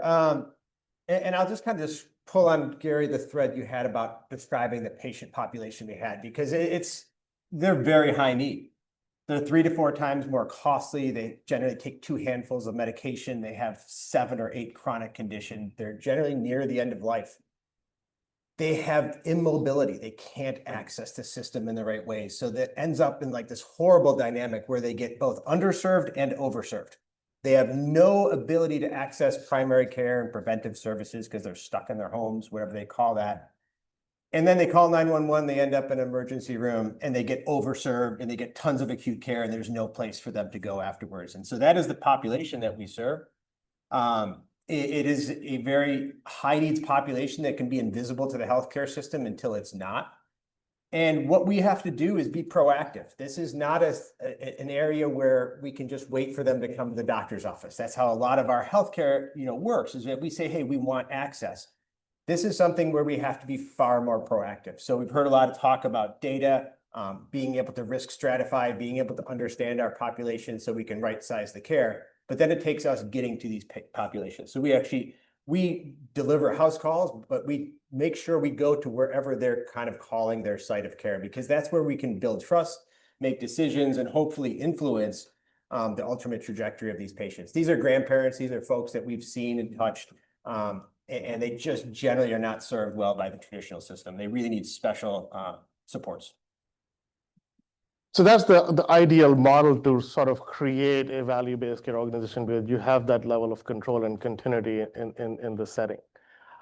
How do you see some of the technological innovations? We talked a little earlier about, AI and tools that are coming out. How do you see that, one, either accelerating adoption or making it more efficient for you and for these patients? And then also, the families and their caregivers' needs, how do we address those? Yeah, to me, it's the high needs reach ACO is a great example of that. We have a dedicated model, which I think is the first thing that really addresses this. And it puts providers or ACOs in a position where they can get the data that they need. There's such an advantage for an ACO. If they see $5 million of wasteful spending, that's a big number to that ACO. They're going to pull an alarm and start doing something. So they're in such a good position to monitor fraud, waste, and abuse on the patients that they're accountable for. So to me, that ability to be an ACO, the ability to data share, and I think there's a lot of opportunity to continue to make it more real time and to more robust and potentially even better feedback loops when we do find a problem. But I think that to me, that's one of the most important constructs, is having that ACO that's dedicated towards that population. You're very modest. You did not tell us about yourself and Bloom. Tell us a little bit. So I'm a physician by training, internal medicine by background. I did 10,000 house calls before, but I'm currently the CEO of Bloom Healthcare. We do home-based primary care, serve hospice, and we run our own high needs ACO. I'm also the president of the American Academy of Home Care Medicine, and we represent a broad group of people bringing care into the home, both hospital at home, home-based primary care, and SNF at home, and others. Thank you. Thanks. Mona, moving over to you. You have a unique vantage point of both payer and provider at Highmark Health. As you think about that dual role, and as the conversation we've had around whole person care, and perhaps some of the enablers like technology, implementation, change management, how do you think about that? What are the big opportunities that you are excited about? Please tell us. Yeah, so maybe I'll give you just a little bit of context on Highmark. How many people are familiar? Okay, so maybe so payer provider organization, we're a $30 billion organization, have the plan side, we own Allegheny Health Network. And then really every place that we have a plan footprint, we do have a pretty strong partnership with an anchor health system. That's very unique. I'm not sure that you can say that for a lot of other plans. I don't know if anyone would disagree with that. That really, and I guess a little bit more context. My role prior to coming to Highmark was at Humana, so a national plan. And we have a primary care organization, but no real partnership on the health system side. I was accountable for managing cost of care across MA, Medicaid, and commercial. How do we think about the sort of fundamental difference between the two? I'll give you an example. We would try to do cost containment programs as a national and work with a vendor and say, here's a high cost population. Give an eligibility file. I see folks from Amada there who can resonate with this, and say, okay, go after these high cost members and try to go impact. If that plan is able to get a 10% engagement rate, that would be amazing, right? I think it's very different when you are a plan that is partnering with a health system, because you're closing the loop and the providers in the health system are able to say to their patients as they're getting discharged, here are a set of solutions that we think are going to be able to actually help you manage your care. So I would say, one, just from a context perspective, the engagement rates that you get in that kind of a ecosystem look very, very different. And I say that first because technology comes sort of after, right? You have to have the right ecosystem first. So once we have that, integrating that set of technology or tools that we think are going to be able to impact costs directly into our providers becomes much more easy. And we see real impact on total cost of care. Can you give some specific examples of deployments or implementations in a highly complex population? I think there are many different examples. I think behavioral health is an example where we've seen. I think about the number of patients that we've engaged through behavioral health programs and these digital tools. It's been thousands and thousands of patients.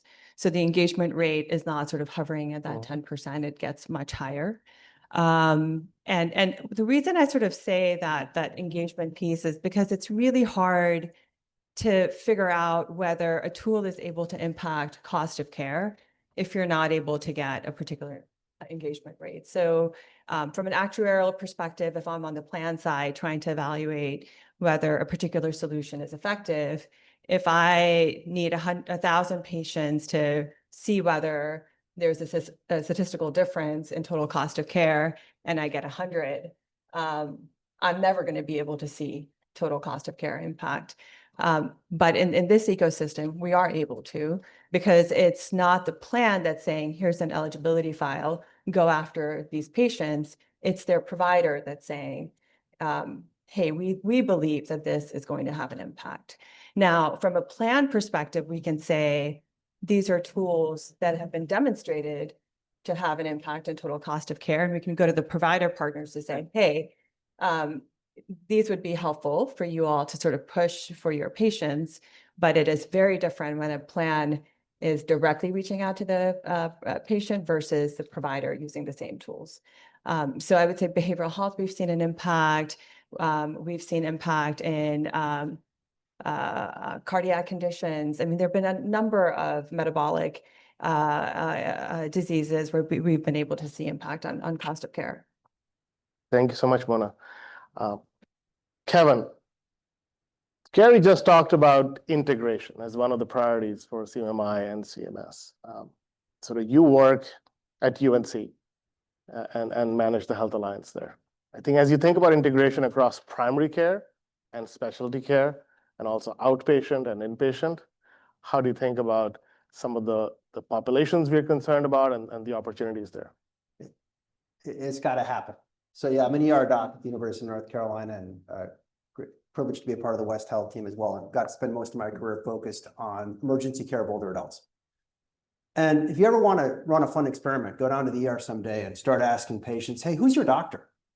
And you'll get an answer like, do you mean for my right knee or my kidney or my hair? Or I mean, you'll get, because people don't really know the answer to that question. And I think, Gary, that's your point in some ways, that the patient lived experience is who's the quarterback? It's not clear there is one, if you want to use that sports analogy.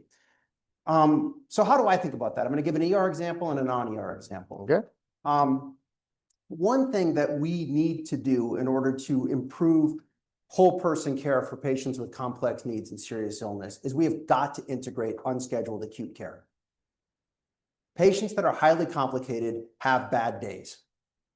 It's awesome if they can have a solution outside of the ER. There's great solutions out there. But the number of ER visits keep going up and up and up for the older population in this country. So we've got to have solutions in the ER. We've got to empower the ER to manage these patients fundamentally differently when they arrive, right? And right now, we're not really supporting that. There are models that do that. West Health has supported the creation or accreditation of 600 geriatric emergency departments in 8 countries that do better at this. But there aren't really those models aren't really being supported in the national APM structure. So for example, when UNC applies for our ACO contract, I asked them, I said, hey, what do we have to put down about how we're supporting the ER and managing patients with complex illness? And the answer is nothing. We don't have to include the ER in this plan. And I'm like, well, that seems suboptimal to me. If 60% of admissions of older adults in this country to the hospital come through the ER, and 1/3 of our total healthcare spend, period, is inpatient hospitalization, then not including the ER in our plan for how we're going to improve quality and decrease costs for people with complex illness that often end up in the ER is sort of like going on a diet and not deciding what you're going to eat. It won't work. And so I think one piece is we've really got to think, yes, everything we can to help folks not have to come to the ER, hallelujah. But when they come, how are we integrating them into the APMs so that we can provide higher value care, so that we can get them home with a caregiver instead of admitting them and watching them get worse? And the sad fact is right now we're failing that. It's Wednesday. I bet you by about 7 p.m. East Coast time, there'll be about 15,000 older adults lining the hallways of ERs in this country, getting worse at incredibly high cost. That's not a medicine problem, that's a management problem. We can do that differently, we can do it better, but we have to do it proactively. We have to decide to make that a part of the solution. There's short-term solutions too. CPT 99495 and 99496 are care transition codes. They're not huge dollar amounts, it's fee-for-service stuff, they're not huge dollar amounts, but the ER is an originating site of care. I think we should be proactively looking for opportunities to encourage, catalyze care transition plans coming out of the ER that help high complex needs, serious illness patients get home with support rather than languishing in the hospital, which, by the way, the average length of admission for a patient with dementia in this country is 8 days. And they do not come out on the other end of that 8 days better. That's not what's happening. So I think we can really do better. Okay, off of that soapbox for a second. One other comment. I am not an expert in the Making Care primary model that was prior, but I was talking to the president of our Health Alliance last night, and I said, Mark, I got an opportunity to talk about integrating care. What do you want me to say? And he said, talk about the fact that in Making Care primary model, there was a mechanism for paying consultants to advise primary care docs on how to manage patients over time. Like basically the primary care doc could be like, hey, Josephine, you're the cardiologist. I'm going to contract with you and I can talk with you about how to manage patients. I don't have to send Tim to you to get the cardiology consult. You don't even have to do a telehealth consult, but help me understand how to manage patients with CHF better. Let me run cases by you. Advise me in this. And you could contract for that payment. What that does is it makes us very specific about who actually needs to get a consult, who needs to go see the cardiologist. It empowers education. So now the primary care doctor is learning more about the management of CHF. And it even can decrease the overutilization of intra-hospital transfer. One huge problem I see in the ER is patients from small ERs come to big hospitals all the time for specialty consults, even when interventions aren't needed. Putting in some kind of payment mechanism and support mechanism that allows knowledge transfer rather than patient transfer has the potential to be very impactful. That's what I got. I think there's an opportunity, though, especially given the enormous amount of data that plans have to get upstream, right? I'm sure that that's also something that you're focused on.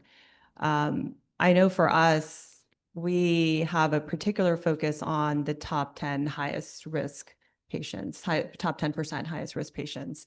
And it's not a condition-specific program that we've deployed. It is sort of I know whole person is overused, but it is really a whole person care model that is trying to identify patients upstream, probably 2 years before, 2 to 3 years before end of life, really making sure that we are enabling those patients to stay at home.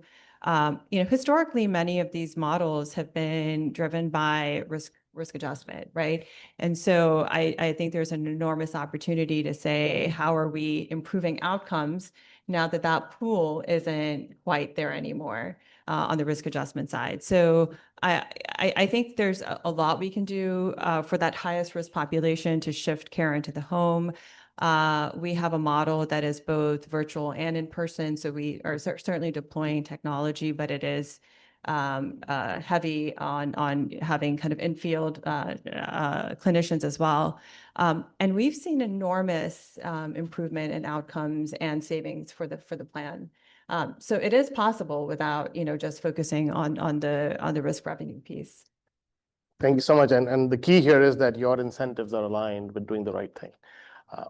Yeah, I mean, I think that's why I sort of started with the context of the plan and the health system sort of working together. Because if you don't have the plan setting the payment model that incentivizes this upstream model of care, you're never going to get You're it. never going to get it. Yeah. And the 10% you talked about, that's 100% of your patient population. Pretty much, yeah. Yeah. But there's still always a bell curve, but yeah. There is a bell curve. And I'd like to say something too about what Kevin said, because I think and we heard some talk about flexibility in payment. Rather than even having a fee-for-service code that allowed originating site of service to be an emergency room, I'd like to pay Kevin. My patients go to the emergency room all the time, and that $200 for him to call my provider would be such a savings to that patient, to their family, to the Medicare Trust Fund, to the ACO that can then reinvest those savings. It's massive. And there's, we have some benefit enhancements and flexibilities, but that ability to continue to work with partnerships is really important. And so those preferred partnership arrangements and other avenues to be able to do that is really important. And Tom, I want you to pay me, but I will also say in that same conversation, I'm going to say, we're going to do everything we can to help you manage them at home. Right. Not even come to us. But so it's never an either or. It's not like, oh, let's send them to the ER and then pay. No. Let's do everything we can to help manage people as close to home as possible. Right. But let's have a multi-layered, a Swiss cheese model of unnecessary medical admission prevention model. Gary, go ahead. Together. The funny thing is that in the dialogue, there's nothing that prevents Tom could actually get together with Kevin and they could work out exactly the arrangement that they're talking about in the context of high needs ACO reach. What's interesting is we don't see that happening very much. And the question is how to design what else we need to do in models to kind of help facilitate those engagements. The flexibility is there. Maybe it's too much flexibility, not enough structure to actually facilitate those kinds of arrangements to occur. But that's been a missing link. One of the fundamental points in the development of ACO reach, particularly high needs ACO reach, was to allow flexibility to have those kinds of arrangements. We just haven't seen it really come together. And what could be the role of CMMI to sort of accelerate or stimulate those types of partnerships? I'd love to hear from you guys on that. Well, we certainly all have our own opinions on that. I think one way to do it would be through, and this came up in the previous conversation, I don't know who it was, said like, I don't even know where my patients are on a given night, when they're being admitted. What can we do around data and interoperability to really make that seamless flow of information possible? Not just for the providers, but also for the payers. Like as a payer, if you get the bill 6 months later, it's too late to act on something. And also for the patients, because they need to have transparency and real-time information about their healthcare. So do you want to start us off on what are the workarounds you have in place today to fill those gaps, and what would a better system look like? That's a hard question. I'd actually defer to you and see what you have from a payer side before I talk about it from an ACO. I don't know if you have any thoughts. I was just reflecting that in the last year in particular, the number of articles we've seen around health systems going out of network with various MA plans. I mean, I think that's become a daily occurrence. And if you think back 5 years ago, that was not the case, right? So the conversation right now ends up being about rates. And it is a race to the bottom, essentially, when that's what the conversation is, rather than, I think, having a more strategic conversation, which is the start, I think, of what you're talking about, right, from a technology perspective. But if you're a health system and you have a 1 or 2 dominant health plans in your market, I think the conversation right now is rate focused, but the conversation should be, what are the things that are helpful for both sides of the fence there in terms of improving outcomes and lowering cost? And that strategic conversation then necessarily has to involve how are we sharing more information, because it's not just a race to the bottom on rates. It is about having programs jointly that are going to be impacting outcomes and total cost of care. But you're seeing pockets of that. And I think that certainly there's a role from the CMMI, CMS side of things, but I don't think we have to wait for that. I think that that strategic conversation, it frankly has to change, because health systems are suffering, and you're seeing closures of health systems, and payers are trying to recover margin. And I think it's probably the best time to have those conversations right now.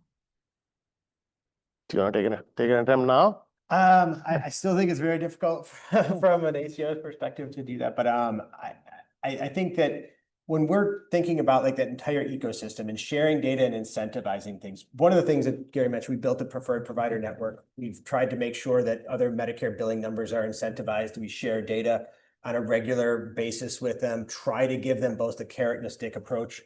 And we've even tried to like move out of like traditional people who don't have a billing number. So assisted livings, they don't bill Medicare, but we want to bring them as part of the ecosystem, share data and performance so that they can start thinking about how to move in the right direction. It's something where there's a lot of different areas that control the outcomes of our patients. We see so many different limiting steps. So building all of those partnerships across the ecosystem is really important.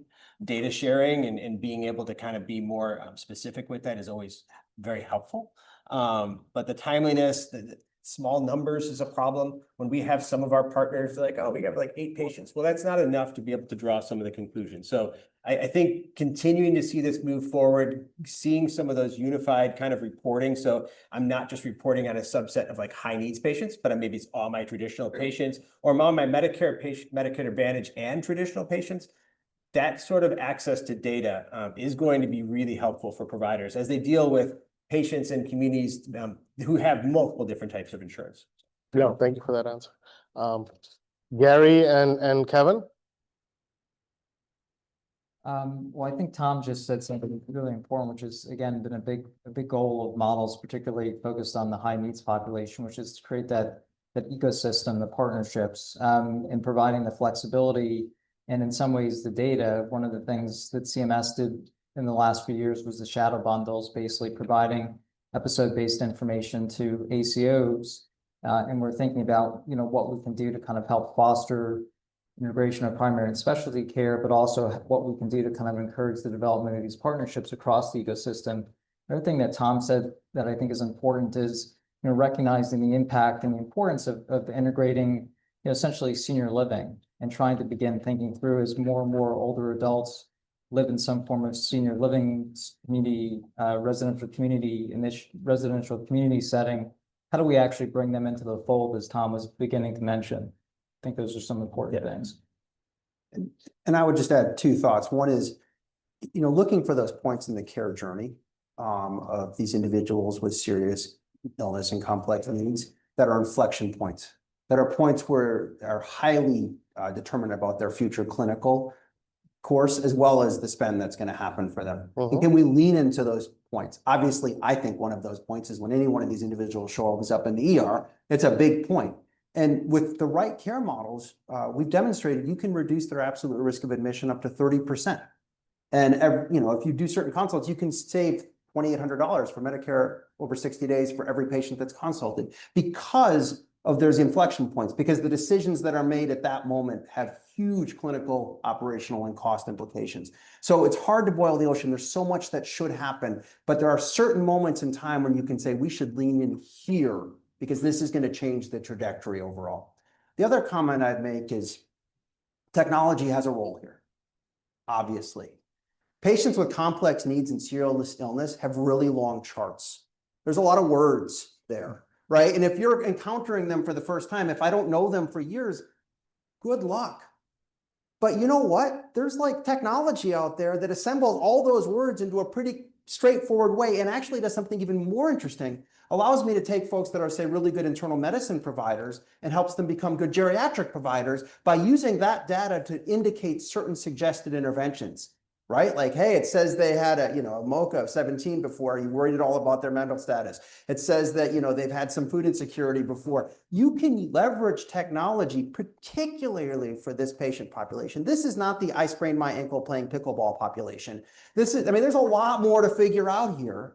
And this is a place, thinking of inflection points, where we need to lean in with that technology and we need to empower our provider population because they're not going to get more than 10 minutes with this person. So how do we empower that to both assemble that information in a logical way and then actually suggest certain care pathways that somebody like Tom would be a big fan of, right? Like that you would say, oh yeah, definitely do that. That's going to help them get back home. So those are my 2 comments. Let's look for those inflection points and let's think about where we integrate technology into the care journey of these patients. That technology is out there. There's companies that do this. We could lean in and really change the trajectory here. Thank you, Kevin. So we have 3 minutes left, so I'd like a sort of a quick answer from each one of you on, as you look into the future, what are a key innovation, and it could be a policy innovation, a tech innovation, operational innovation, that you are most excited about that could really help improve the care of the populations you serve? I'm not going to say AI, but okay, for you. So I kind of agree with Kevin. Like, we build a lot of it on trust. We use all kinds of data and technology to drive the ability to get people to talk to people, and then they build trust, and we can make better decisions. So all of the technology, quite frankly, for us is behind the scenes, but we take care of our high needs patients who might not be able to. For me, like a concept where no patient is left behind, where for us, we have patients that are high needs ACO. Well, we have patients who are traditional Medicare who don't quite qualify for that high needs bar.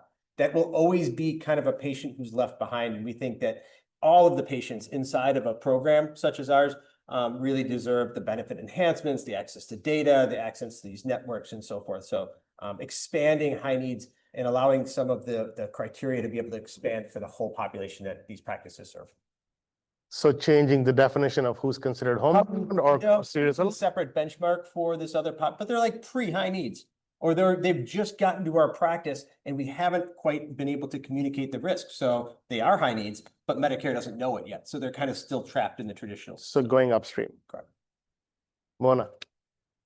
One thing I realized, having been in healthcare my whole life, is that healthcare is heavily regulated, but home-based care is a whole other beast. Yeah. And the level of regulation within home-based care, I do think often hampers the innovation in terms of who can go in to do what, how many visits. It is the models and the way that they're structured are very fee-for-service driven, and are not really outcomes oriented. So I do think that we know what works. I think we know the models that are effective. I think we are often hampered by a heavily regulated environment, that both in terms of, who can go in for what, but also the heavy regulation around documentation.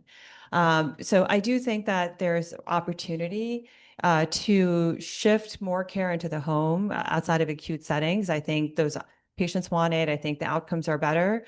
I think our regulation and the, that sort of ecosystem needs to catch up. So I think enormous opportunity to focus there.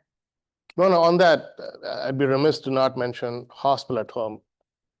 This is a program that in our state of California is not approved. And the primary reason it's not approved is because the nursing union had opposition that they feel it is unsafe. It's not the right care for the patient population. Well, and of course, everybody who has a hospital at home program, sort of Medicare focus right now, is waiting for the shutdown. For the waivers, yeah. Interestingly, Highmark does have a Highmark payer-focused hospital at home and SNF at home program that has continued during this period, because again, we have the payer provider side. So that program is robust even in the absence of having our Medicare patients be able to enroll right now. Yeah, so my question to you, and then maybe to Gary, was like, how do we take these innovations and standardize them across the whole nation versus like different states picking and choosing what they want to implement? I thought I was going to get an easier question than that. Yeah, that's a little unfair. See, your time is run. Okay. But I would just say you're hitting on the importance of promoting alternative sites of care, which I think is very important. I think integration and aligning the incentives, not just integrating for the sake of integrating, but aligning the incentives. And then a little bit getting to some of the comments were made. I think we really need more of an effort on multi-payer. A lot of the practices that I've worked with in the past, especially with the high needs populations, because they're smaller patient populations, you have to get density. And the only way to get density is really to be operating on a multi-payer basis. So to Tom's point, no person, no patient gets left behind, no matter what insurance system they're receiving their benefits from. Well said. Kevin, you have the last word. Tom should pay me. No, I I think the capacity crisis that the U.S. healthcare system is experiencing right now is, like all crises, an opportunity. Provider organizations are aligned in helping get patients home in a way that maybe we haven't been before. And there's an opportunity to begin to share and disseminate best practices and how technology is really being used by these healthcare systems to get the right patients in the hospital that need interventions and help support patients at home that can benefit from being at home. I think there's an opportunity to really change the way we deliver care because, as per Gary's point, there's sort of a naturally occurring alignment of incentives that I'm not sure has existed before due to the fact that there's a lot more people lining up in ERs and waiting to be admitted than there had been before. Well, please join me in thanking all of our panelists.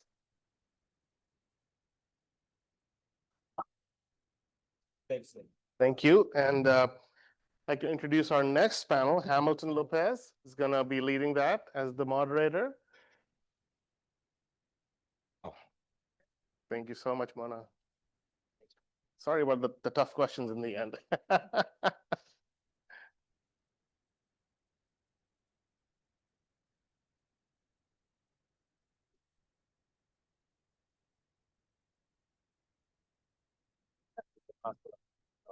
Bruce is in the room.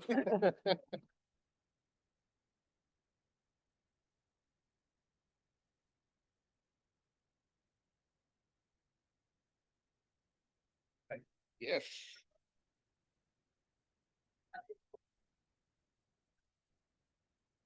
Thank you so much. I'll walk away with it. You want me to? I'll say it. Yeah, sure.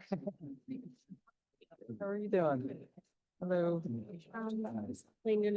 Yeah, I met with a colleague of yours a long time ago. You guys do such great work. Yeah, everything you said about what's wrong. Thank Just, you. I mean. All right. And then we'll just have Will join in. Okay. We do have one more who's finishing up a phone call, but he'll be right here. So we'll go ahead and get started. I'm Marianne Hamilton Lopez at Duke-Margolis, and very excited to be moderating this panel. We're going to be talking a lot about some of the issues about integrating transformative therapies, and starting with just the knowledge that obesity and cardiometabolic conditions are drivers of chronic disease and high health cost. There's an opportunity to develop comprehensive and effective prevention, treatment, and management models. There's also an opportunity to identify policy reforms that are going to support greater access to comprehensive chronic disease prevention. So foundational to all of that is what we've been talking about today, which is how can we strengthen coordinated whole person prevention and chronic disease management models, and even go as far as what Frank mentioned a few sessions back, incorporating and at least acknowledging the introduction of transformative therapies. The topic today, GLP-1s, they're seen as very highly effective for a range of conditions. And yet to date, we haven't seen a high population level impact. And that's due because of some coverage restrictions, because of concerns around high cost and adherence and long-term outcomes.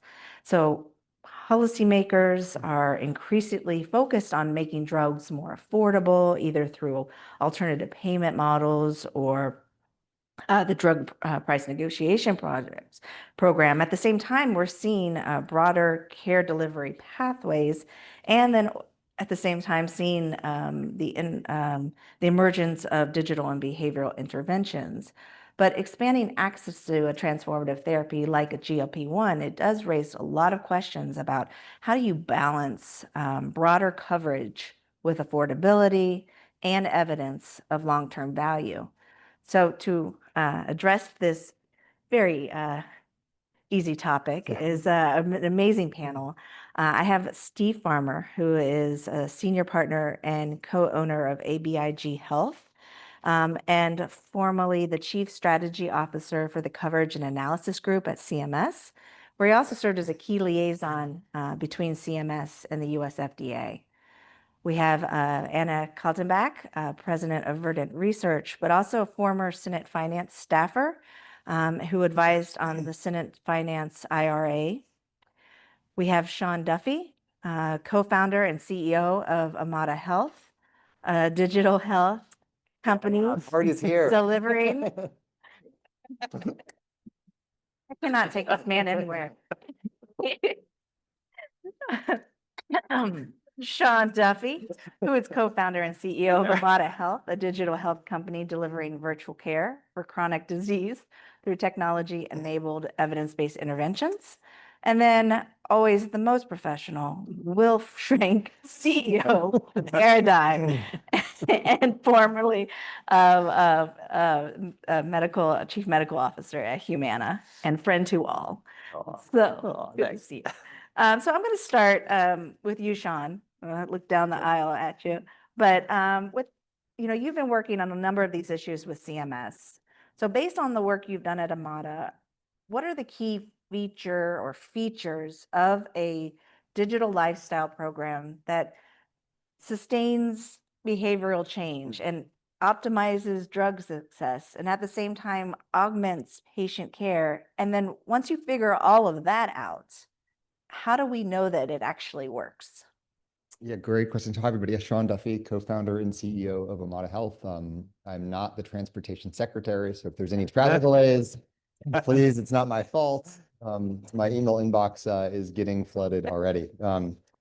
So real, just super brief on Amada. So I founded Amada while in medical school, and it was against a recognition that the visit model does not work for chronic disease. And so we describe ourselves as a between visit care provider. Our care teams are deliberately not MDs, NPs. It's folks like certified diabetes education care specialists, LCSWs, health coaches, physical therapists that are designed to provide day-to-day support where we can have a patient feel that someone's in their corner, in their pocket at all times. And the big reflection that led me to found the business is I was sitting in homes of people with diabetes, with obesity. And if you pull out analytically, the healthcare system would say they're under care. They have a PCP, they've been prescribed a med, and then you ask them what had been offered to them, what it felt like, and you realize that they weren't going to get any better without that accountability and support. And they've been given a prescription, they've been told what to do, given a pamphlet, said, eat better, check your sugars, lose weight, improve your activity, and nothing was happening. And there's a lot of psychology around that, and the care model that we have and we're stuck in and handcuffed to doesn't cut it in chronic. And so that became the charter for Amada. Fast forward, we built really a full stack, virtual provider where both the operations, the teams, the technology, the hardware, the devices is all tailor-made for the patient realities of people with chronic disease. And so, we've scaled, we do some work in government-sponsored plans, a lot of work in commercial. At the end of Q2, we had over 750,000 members under active, treatment and support. We've enrolled well over 1 million, company to date. Equally, we recognize that we've not achieved our mission, which is explicitly to bend the curve. Our mission, Amada, is to bend the curve of disease. And so, to respond to the question, lesson number one is there's no silver bullet in this space. It is so hard to get any outcome for people with chronic disease. Like you really have to drop in the paratroopers, hardware, care teams, incredible technology experiences. That's what we recognized. Already shared the visit model doesn't work. That was a key aha. And it's really tough for existing, providers to pivot to what's needed there.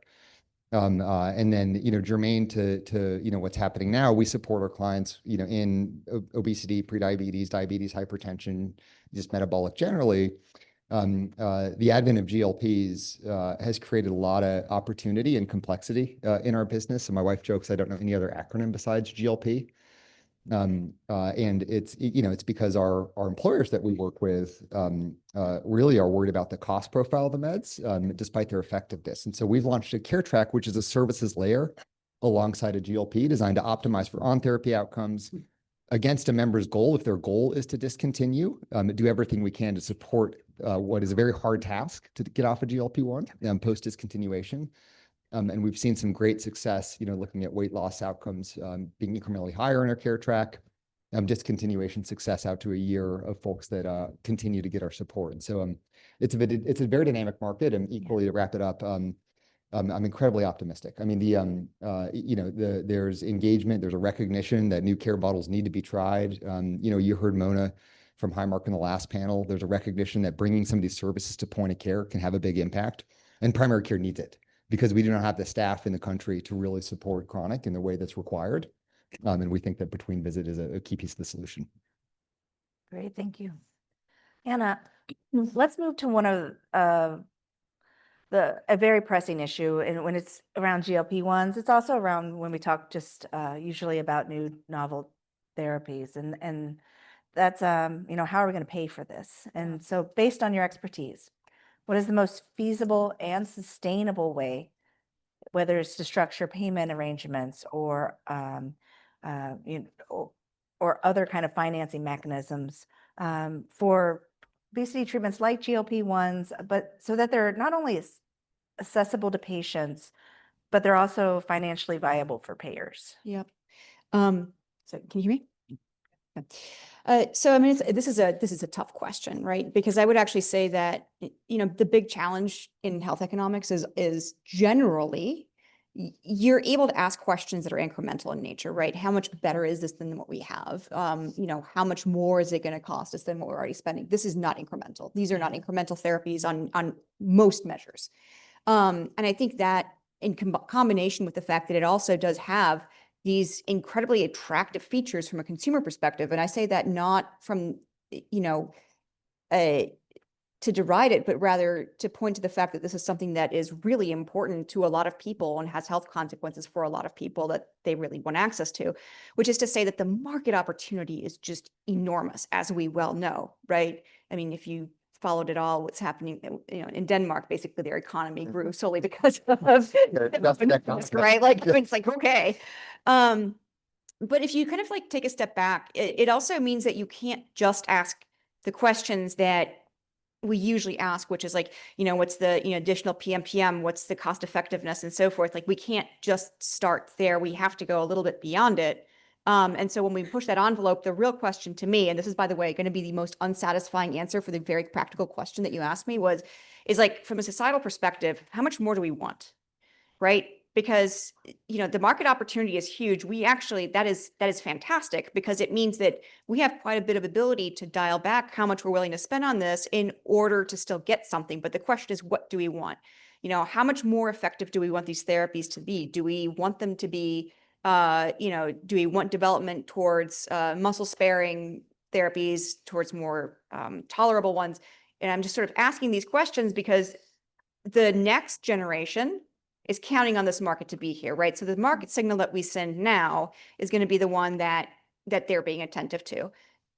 Does this particular market need to be the signal we're sending?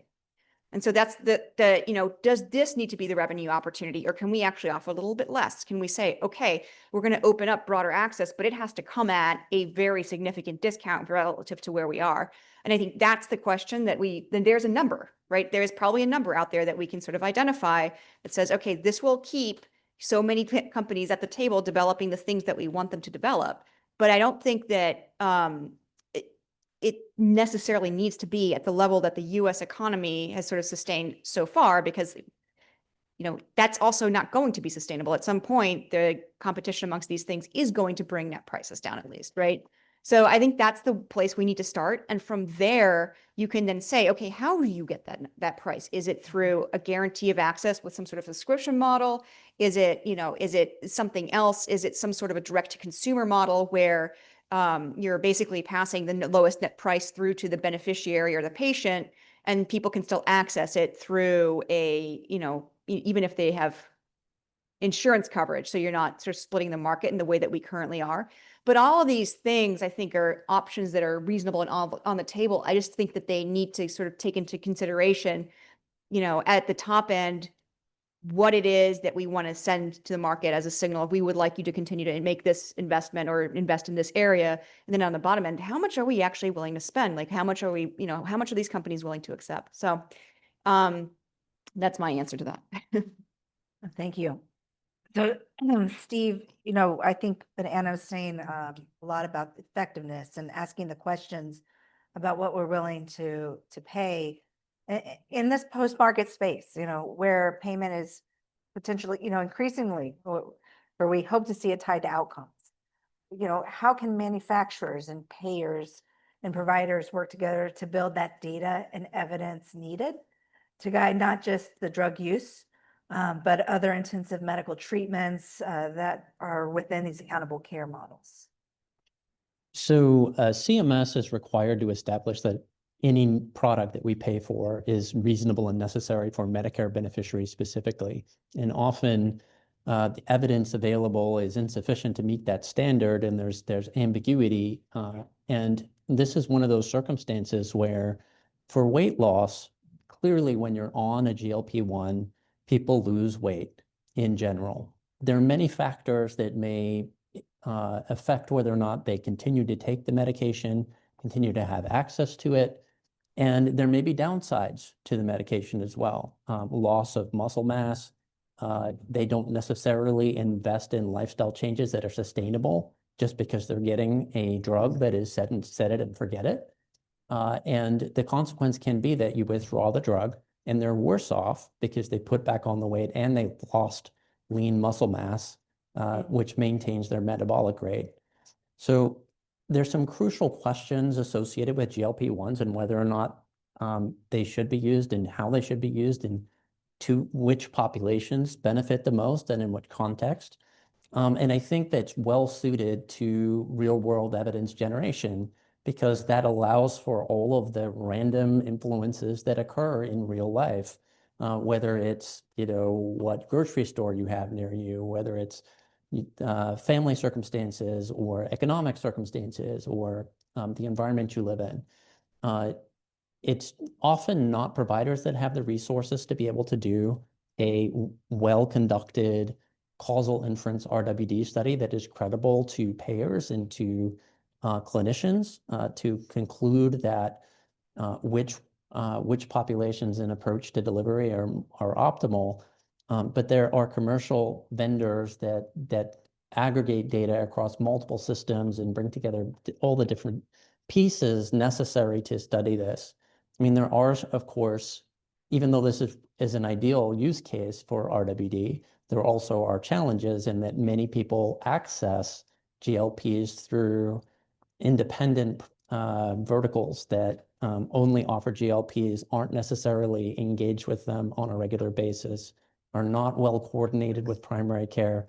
And so the integration with the wraparound services that are necessary, I believe, for full effectiveness here are not always present. And so, whether it's you're better off initiating these, recognizing that they may stop, and then they may be worse off is uncertain. So I think that this is a great use case where there's so much promise here. We know that they work for weight loss, but we need to find the right context. RWD is a great way to do that. And there are mechanisms for it and mechanisms for payment as well. Great, thank you. I'm going to turn to you, Sean, in a minute to respond to talk about how you could do those wraparounds with the programs that you're developing. But, Will, I know you, especially in your most recent work with cell and gene therapies, think a lot about kind of when there's a high price and questions around long-term durability.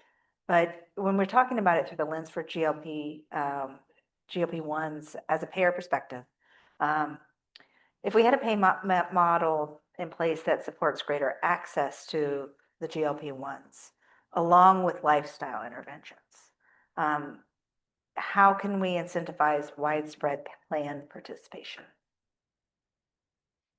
Yeah, it's a really good question. And it's a complex question, but it's a really good question. I think there are three key differences for this category that really sort of sets it apart and speaks to sort of a different kind of approach or strategy that a plan can use or leverage to try to address some of these sustainability, affordability issues. The first is that this is an intervention that's a lot more than a drug. Sean, it's not just a drug. It's a drug, it's a lifestyle, it's an engagement. And to just think of it as a drug is too narrow, and you will not get as much value out of the product. Second, I think we have to think about adherence differently for this drug and this intervention than we do elsewhere. I do not believe that anybody that starts on a GLP-1 should be on a GLP-1 every day for the rest of their life. I don't think any patient that takes a GLP-1 believes that. Nobody wants that. There are side effects. There's a whole host of experiences that patients have on these drugs that I think largely like the desire is to get to a healthy weight, to get to healthy lifestyle, but not to ultimately be on the drug forever. And that really speaks to the opportunity to taper, to think differently about long-term trajectories of these therapies. And the third that we just have to utilize is the fact that today we have a legislative tailwind that we don't cover these for Medicare. And we have the ability to make a decision. If we're going to ultimately change that rule and cover these drugs, we can put in the language that allows us to have more leverage on the price. So if you put together those pieces and say, all right, the intervention is not just the drug. The intervention is a lifestyle sort of holistic approach. With that holistic approach, you can lower exposure to the drug, expect some kind of weaning of the therapy, and then last, have the leverage to ultimately reduce the cost of the drug. I think we can actually work. It feeds into all three of your comments in terms of how to create meaningful value for the system and improve access and affordability for the patient. Yeah, those are great points. And I think, it sounds like there's a lot of agreement that it should be more than just the drug. But Steve, as you're mentioning, that's not always the case. That it's there, and there's not those built-in wraparounds. So how do we, how do we move towards this more patient focused care models? Is it through these digital programs? Is it through kind of a legislative action that says it has to be the coverage plus, more lifestyle? So what is the right steps forward? Yeah, I mean, I couldn't agree more with your comments, Steve, and yours, Will. I mean, an injection doesn't get to know you. An injection's not saying, hey, John, what's like a week in your life of your eating behavior? Have you ever wanted to do anything physically that you've not been able to? Like, an injection doesn't say, how do we turn this success into more success? And that's the fundamental problem. The way I think about it is GLPs are quite good at quantity of calories. Like, they will help you reduce the quantity, but they alone don't do quality. And the thing that I feel we see on a daily basis in our GLP-1 care track is, and the thing that I kind of want to yell to the world that is completely resonant with your comment, Will, on them not being just a drug. These are behavioral catalysts. It's fascinating. You take someone with a BMI of 43 that gets started on a GLP, and the ball starts to roll downhill. And for the first time in their life, they feel some positive psychology about their weight, about their health, heading in a better trajectory. And they are more open-minded to a conversation on lifestyle change, whereas they would have closed the door and slammed it on you before. And that's extremely powerful. And to not be in a position to like grab that inertia and drive it through is an enormous loss relative to the power of these medicines. And equally, if you look at the persistence data, I mean, it's not great. GLPs alone. We ask our members, what are your goals with the med? And they say, well, I'd like to hit my target and get off. And I think without a services layer alongside, you can't have an honest conversation. And so in our care track, when members come in, we ask their goals. Well, what are your goals with the med? It's pretty rare we hear, I want to be on it for life. But then we can tell them, like, look, it's hard. We just need to be honest with each other. That's a hard thing to do, to get off these meds, but it's not your destiny. So would you run a marathon tomorrow without training? Like, clearly you wouldn't. So you need to use the on-therapy window and the mindset that these drugs can create to pull through some of the lifestyle and some of the changes, such that you can create, a higher likelihood of success in that moment of discontinuation. And so that I think is the job to be done here. And I've never seen, it's such a unique therapeutic class. I've never seen a therapeutic class that so intersects with behavior. I've never seen one with our employers that rise to like the level of like an employee perk and benefit. It's like, should we do a 401k match or GLP-1s for obesity? That's wild. People are reporting like, wanting to like seek a new employer that's covering GLPs. Like, people are considering changing jobs for this medicine. So it creates these fascinating complexities, equally fascinating opportunities. And this is one of those areas where I can with conviction say, the power of the med plus services is really the panacea here in my view of how to maximize the pros and minimize some of the cons. And equally, like, these meds were brought to the FDA with trials that included lifestyle support. It's literally on the label. I mean, every single one of these trials, you read the methods papers. In fact, I think it was like lighter touch than it honestly could have been. It was like go to a nutritionist. It depends on the study and the drug and the protocol. But there's a strong argument to be made to, combining the two in our view. Well, if we did see some willingness in CMS and Medicare or CMMI, which Medicare populations, and this is for any of you, but do you think would make the most sense to start? And would the model design differ if it was just a digital lifestyle program as a standalone versus one that incorporates the GLP-1? Thank you. I think historically, one of the biggest challenges has been that Medicare is a defined benefit entitlement. And the benefit categories were established long before anybody even thought about whether digital therapeutics or services are a thing. So the only way that you can currently cover them is through contortion of altering E&M payments, for example. So for cognitive behavioral therapy, you don't pay for the digital therapeutic, you pay for management of the digital therapeutic. So you're paying the psychologist or psychiatrist for their E&M services, but the digital therapeutic itself is an indirect cost or is a capital expenditure for the practice. So, I mean, there's contortions that you're going through now. You'd have a lot more flexibility if there were legislative action that established a new category. So I do think that needs to happen. And there's certainly so many use cases for different digital therapeutics or diagnostics or coordination services that it's a long time coming. Eventually, Congress will come back to work. Hopefully. Spare my email inbox. But yeah, in the meantime, there are ways that they could accomplish coverage of both the GLP-1 and wraparound services if they so desired. It is contorted though. For example, coverage of PrEP, traditionally a Part D drug covered through a Part D mechanism. That was a very unusual circumstance and a heavy lift, but you could do that for GLP-1s too. Great points. Well, in our 30 seconds left, which we get to add more seconds since Will had to walk across. But just as our rapid round, what would be your top priority if we were to kind of really build a comprehensive and sustainable model? 2 words. Will. I don't know how to do this in 2 words. I think we need to have a lot of resolve around setting clear expectations that this is not a drug. It's a intervention. And I think we need to have resolve around policy and expectations around step therapy for less expensive meds and clear expectations around tapering and trying to withdraw the therapies when they're effective. Thank you. I mean, I think that absolutely, I kind of vehemently agree with everybody else. So there's my 2 words, vehemently agree.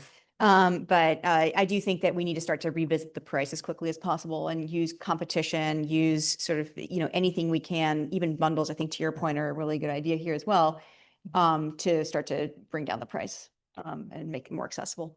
Thank you. I mean, I think it's just double down on this is not just a drug. It's like like that recognition is if not realized is leaving a lot of clinical outcomes and health value on the table. So there are many inconsistencies of belief in the current administration, but one consistent theme is the belief that prevention is an important investment. And this is one opportunity to lean into that and make an impact.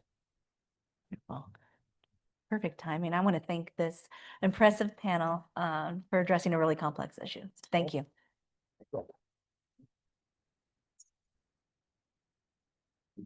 Nice to see you. Yeah, I have it in my briefcase.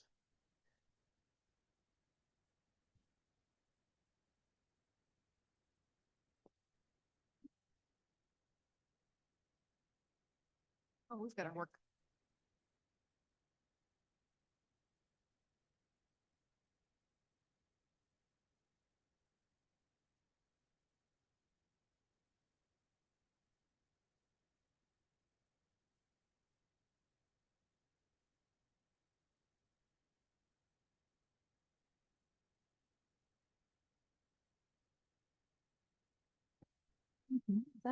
All right, testing. Not on, yes. Huh? Test it. Hello. Hello, and welcome to the Imperative and Opportunity to Rapidly Learn and Scale in Accountable Care. My name is Val Lehman, and I'm an Assistant Research Director at Duke-Margolis. My role is I oversee our rapid learning portfolio. So we're excited to dive into a little bit of a different concept. Before we get started with our panel, I wanted to set a little bit of context about what this panel is about and how it relates to the accelerator. So you've been hearing all afternoon about the opportunities for accountable care and how we're at this inflection point. There's really diverse opportunities to reform accountable care policies. And we see great opportunities in things like new technologies applied in a number of areas. And so with this landscape rapidly changing, to further increase accountable care adoption, which is a major goal, it's going to be essential to generate practical learnings and assess the near-term indicators of progress. So as we're going and making changes, we're really learning in real time and then able to apply those learnings to inform policy and help accountable care providers and plans and patients really succeed. So today we're excited to hear from our panelists about opportunities to grow a robust ecosystem for accelerating learning. And that's why, as part of the accelerator effort that we're here to talk about and celebrate today, we're forming an accountable care learning hub as part of this work. And so the hub seeks to coordinate and catalyze learning efforts that are aligned with the key policy questions in accountable care and making sure that we're bringing providers, plans, patients, other key stakeholders to the table so that we're really learning with people as we produce evidence and generate evidence to inform policy, but making sure that those voices are there and are continuously informing the work. And so building on what we've been discussing today, I'll share a few examples of what we're thinking about through the accelerator. Technology, of course, has emerged as a huge theme, and we'll have some work to do to really prioritize on the priorities within the technology space. We also think that there are urgent needs given the policy environment. So for example, with the passage of HR 1 and the states thinking about how to respond in that policy environment, there's opportunity to think about how do we transform healthcare and pursue accountable care goals in this time of rapid change. So that's a little bit of context of what we're here to talk about. I want to acknowledge that I am not Amy Stuck, as it says on the agenda, Val Lehman. I want to acknowledge Amy Stuck as being a wonderful partner and real collaborator. She's with West Health, a former ICU nurse, and has led West Health's Learning and Action Network for 10 plus years, so brings a depth of expertise and has really been part of the heart and soul of this work. So we miss Amy today, but I think with that, we'll now dive into the questions and the content with our wonderful panelists. Starting with Emily, would you mind introducing yourself first and then head into the first question? And that question is, in your role, you hear from ACOs every day about their experiences in accountable care. And so what are some of the key topics that you're hearing, both in terms of bright spots and challenges, that could benefit from accelerated learning? Thanks, Val. So pleased to be here with you all. I am the president and CEO of NACOS, the National Association of ACOs, so just like it sounds. The gathering place for providers transforming care delivery through payment change, taking accountability for total cost of care and outcomes to do that. This is my first year in this role. Up until this point, I worked in clinical operations, my healthcare career, and worked with many of what at NACOS we would call our sister organizations, also advancing accountable care. So sort of all day and every day, we are working to sustain, scale, and accelerate accountable care. Our members participate in accountable care models in Medicare, Medicare ACOs, Medicare Advantage, commercial exchange, Medicaid, so sort of all the different payment models there. And to answer your question, sort of all day and every day, those models need shared goals around the payment model. So as we heard a little bit about today, payment matters, incentives matter. So for many of our members who started in their Medicare ACO in 2012, they've been at this for a while, and the dynamics of that model, the puts and takes, are different now than they were in 2012. So we spent a lot of time learning from them about what works and doesn't work in the payment models, and then bringing that knowledge to work with payers and policymakers to make those models sort of sustainable. So that's like a core part of what we do all day and every day. The other core part we do is shared learning. So bringing our members together to learn from each other. I would say it's a uniquely collaborative membership, because many of them started this journey in the Medicare ACO. So we may not love everything about that model, but it is fully transparent. Everybody has the same contract. You can talk about the contract. It's all out there. And so there is a very much of a shared common goal in momentum and acceleration and sustainment of the models. And then how do we improve clinical outcomes and reduce unnecessary spending in those models? We learn how to do that together. I did when I was a member of the organization. I relied on my fellow ACO leaders to do that, and we do that for each other at NACOS. So that's our sort of all day and everyday work. What I would add to that is we're always looking at what are the new tools and technology. So we've talked a little bit about that today, as very much on the minds of our members. They want to know, beyond using AI to surface and document clinical conditions, and beyond using, ambient technology, what are people doing practically, tactically? Where are they using some of these new tools to continue to improve outcomes and lower costs? Great, thank you, Emily. Off to a great start. Let's turn next to Kate. Would you mind introducing yourself, and then if you wouldn't mind sharing a brief overview of the new Rapid Cycle Innovation Program at CMMI. How does that differ from CMMI's approach to date with testing and evaluating models, and how does it support CMMI's new strategy? Yeah, thank you. My name's Kate Davidson. I'm the director for the Learning and Diffusion Group at the CMS Innovation Center. I think before I get to the answer of that question, I'm going to pan out just a little bit to talk about the components of learning that make up sort of one of our cross-cutting groups at the Innovation Center. And I think about it in 4 different unique aspects of the work that we do.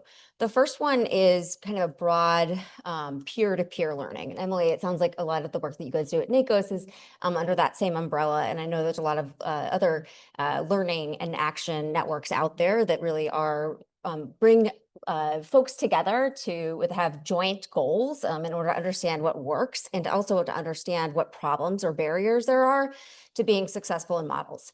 And the way we think about that is both from a portfolio perspective of what are some of the challenges, what are some of the opportunities across all of the models that CMMI has within our portfolio, and then what are the things that are unique to individual models that we need to bring folks together in order to learn at how to be successful in those models. So that's kind of the big tent approach that the Learning and Diffusion Group takes for our strategy. And then we begin to get more and more tactical. And Emily, this gets to some of the questions, the pieces that you brought up, or the themes that you brought up about what actually works strategically, tactically within care delivery in order to create efficiencies, to improve quality, and to be successful under APMs. And so that is the kind of first layer of that is called positive deviance, where we apply a methodology to identify who are the top performing organizations in our models. We look at utilization measures, we look at quality measures, and we start to do both a quantitative and qualitative analysis on those model participants to understand what they're doing tactically within the point of care so that we can start to scale those and diffuse those learnings nationally. And then the third piece that we're really excited, and I know that you're asking the question about, is this Rapid Cycle Innovation Program, which we call RCIP for short, because we love an acronym. And this is really taking the idea from existing health systems that have built in these nudge units or these pragmatic rapid cycle RCTs within their own programs to identify pragmatically, practically, what is going to move the needle in order to create efficiencies, improve quality within care delivery. Think about these as quality improvement tests as well. And then the last piece is, again, how do we take that information and diffuse that nationally so that folks don't have to recreate the wheel every time they're trying to learn something about a new test as well. And so I'll just add and connect to a couple of the other earlier panels. This environment is changing rapidly. Technology is a tool. Folks need to know what's working now, not what's going to work in a year from now, 2 years from now, as they're thinking about how they're going to change their own operations, as they're thinking about what they're going to prioritize within care delivery. And so this Rapid Cycle Innovation Program really helped to meet a need, an unmet need at CMMI, as we were thinking about how do we augment support, enhance the evaluations that are required in order for us to say that a model is able to be scaled or certified. And then I think the second piece too that I would just name here is that CMMI is uniquely, I think, positioned in order to operationalize some of these rapid cycle innovation programs because of the reach and breadth of which we are able to engage with model participants across the country, and for them to be able to partner with us to run their own tests. And so we're really excited about this program. I know I'll talk a little bit more about the details of it, but I'll leave it there for now. Wonderful. Thank you, Kate. All right, and then over to you, Anna. And I think that you might already be emphasizing some of the practical, tactical, and the peer-to-peer learning in my question for you. So if you could please introduce yourself, and then the question for you is about how Integra is currently participating in a learning network that's organized by West Health, and it's focused on redesigning care pathways and developing new options to meet beneficiaries' needs. So wondering about how does participating in a learning network like this support Integra's efforts to succeed under value-based care arrangements and then ultimately improve the care of your patients? Great. Thank you so much. It's great to be here. Nice to meet you all. I'm Anna Fulton. I'm a geriatrician by training. So I've been taking care of older adults with multiple chronic conditions and serious illness my whole career. I really got into the ACO space when my health system formed an ACO, which is Integra Community Care, back in 2014. And what excited me was the opportunity to change care delivery on a grander scale, and particularly to create models of care that could be delivered at home or in the patient's site of care as opposed to in the hospital or the skilled nursing facilities. So Integra is an accountable care organization in the state of Rhode Island. We're a sort of medium-sized ACO, and Rhode Island is a small state. But one of the things that we have been doing since 2014 is really expanding the scope of arrangements we're in. So we're in Medicare, we're in Medicaid, we're in commercial contracts. I think the biggest opportunity for us has been the West Health lands. We have been participating every year since 2018. And I think the benefit for us has been a way to take innovative ideas and pilot them and test them and really move with speed. You basically, instead of reading something in a journal of, hey, this was a cool idea done at this program, I'm going to test it and try it on a small scale at my own system and then kind of learn. Individually, you can learn in a group, and you can talk to people who've done this in multiple areas of the country and in multiple different states with different regulations, different sort of parameters. And I think that's been the biggest benefit to us is we took a pilot program and were able to do it and really stand it up to almost at scale within about 9 months, because we learned from everyone else's ROIs, we learned from everyone else's outcomes. We were able to really get best practices, and it probably shaved off 3 or 4 PDSA cycles for us to really stand up the program and grow. I think the strength of the LAN is sometimes it's hard to convince a payer partner or to really demonstrate impact on our own pilot programs because we're a small state with a relatively small size, right? And you know how it goes when you bring a program and say, this was great. And they say, what was your N? How many patients? And you say, oh, 800 a year. They're like, do it for 5 more years and let me know how it works out, right? So we were able to pool results from multiple programs, multiple states, show iterations and how these things could be successful. So I think that's really been the biggest impact for us. I think the other positive benefit of these interactions has been lasting relationships with other programs. And as things change in policy, as things change in environments, we still have those connections to reach out to each other and brainstorm potential solutions. We're leveraging that actively now with our Integra at Home program and our hospital at home program with the waiver, right? So we're learning from other programs how to continue to operate and continue to deliver care. I think ultimately it made us more successful, but the biggest impact is our patients, right? They had a model that was really well informed and that was able to stand up quickly. And one of our biggest impacts was delivering care in the home, which was something we heard over and over again from our Medicare beneficiaries. We don't want to go to the hospital. I don't want to go to the ED. My primary care doctor can't see me. Can't you come to me and treat me in place? So I think that was the biggest benefit. An additional benefit for us was selling an innovative program to a relatively risk-averse health system compliance and risk team was made much easier by saying, hey, we're part of this LAN and there's multiple systems who've done that. And here's the risk contact at, health system X who's willing to talk to you about how they bridge the gaps. So that, I think those were the big bright spots for us. Wonderful, very helpful. And I think what I'm hearing in y'all's comments is, rapid, we're here to talk about rapid learning, and rapid can mean different things or manifest in different ways. There's the rapid assessment, so like the method that you choose to learn. And then there's also the aspect of being set up to learn rapidly by virtue of being connected with others that are solving similar problems and being able to share insights and share solutions. And we know that these kinds of mechanisms and methods exist, as you said, Kate, with learning and action networks that exist already.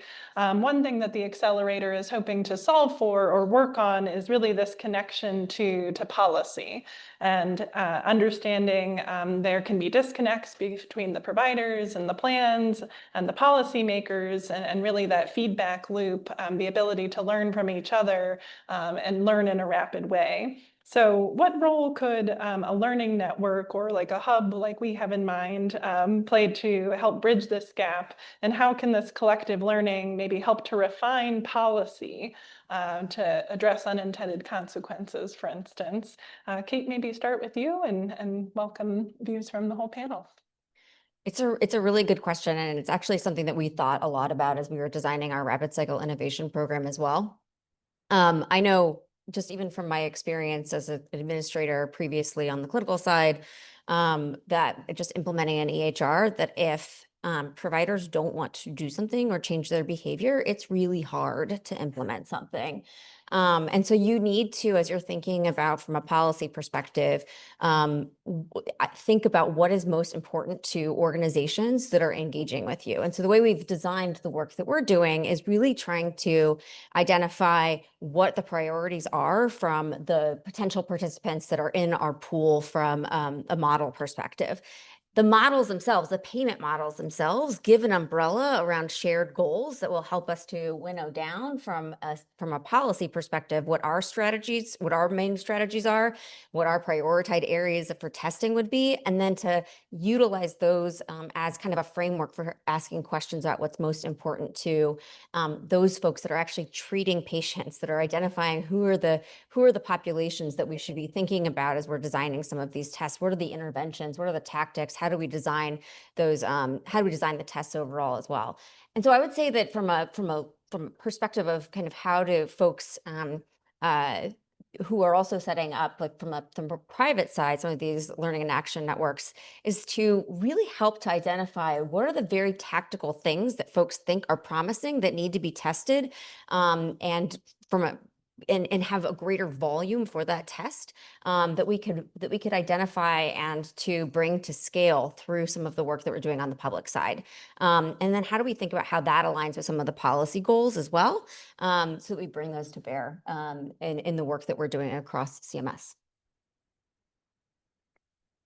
So I want to pass it to you because you probably have a lot. I think the only thing I would add to that overview is I think the benefit of having the connection between the people, sort of the health systems, the ACOs doing this work, and the policy connections is, sometimes something is structured one way, and when you filter it down to the health system level and or the state, sometimes there's nuances there that might limit the initial design or the initial impact. So having those connections to, this works in Maryland, but maybe it doesn't work in Rhode Island because there are restrictions in clinical practice or other things that sort of hamper the original intent. So I think having those feedback loops being very open allows us to be more nimble and flexible, and then think about how to design the models in the future, or even iterate in the moment, right, on how to make things more effective. So I'll give one very timely example of how shared learning can turn into policy, which is, our members, ACOs, people who are doing this work, are all the time looking at healthcare spend, and what's new and different and what's spiking. And we have a spike for those of you who've been following the skin substitute coverage. Our members started to see this increase in spending. We're able to come to us and say, is this just us, or is this happening everywhere? We can look at the totality of claims and recognize a pattern, and then bring that to say, here's something that's happening because of a gap in payment policy. And that can lead to a change, hopefully a change in payment policy, right? So that's one that, is very sort of a hot topic right now, where that shared learning, just having people together look at utilization and claims expense, can lead to a very positive, hopefully, finalization of a rule to change payment policy. So, we're looking at healthcare delivery and healthcare costs, but it also is very closely tied to payment policy and other policies. So just to make it real, I sort of will talk to anybody about skin substitutes. So my team knows. So here we are, one more conversation about skin substitutes. Great, great. Well, along the veins of making this real, I think part of the vision of the accelerator is to identify these areas where there is a top policy question. And then we know as well from engaging with ACOs and health systems and plans that there's also interest there in testing, piloting, really developing tactical approaches. But to get down to brass tacks, what are the areas that we are working on or potentially working on? And one of those areas could be around, prevention, evidence-based prevention, that being a priority of the current administration. And that can look like different interventions, right? It could be non-medical, such as food as medicine, integrating new therapies, like the last panel touched on. It could be digital technology. So in thinking about the opportunities around learning and the opportunity for rapid learning in the prevention space, I'm curious what comes to mind for each of you. Go ahead. Was it true? One of the things we're working on right now, so it's really preventing exacerbation of chronic disease, I would say. So it's in the prevention space, but we do a lot of work within Medicare. So more of the prevention focus there is on chronic disease prevention. And there are many ways within my organization that people learn from each other. We have conferences, we have collaboratives, we have affinity groups. We do all kinds of ways, because people all learn differently and are looking, for different avenues. But in all of those, providers are learning from providers, and the provider who's sharing kind of signs up to take all the calls from the people who want to learn more. right? So to maybe skip a couple of PDSA cycles, as you said, Anna.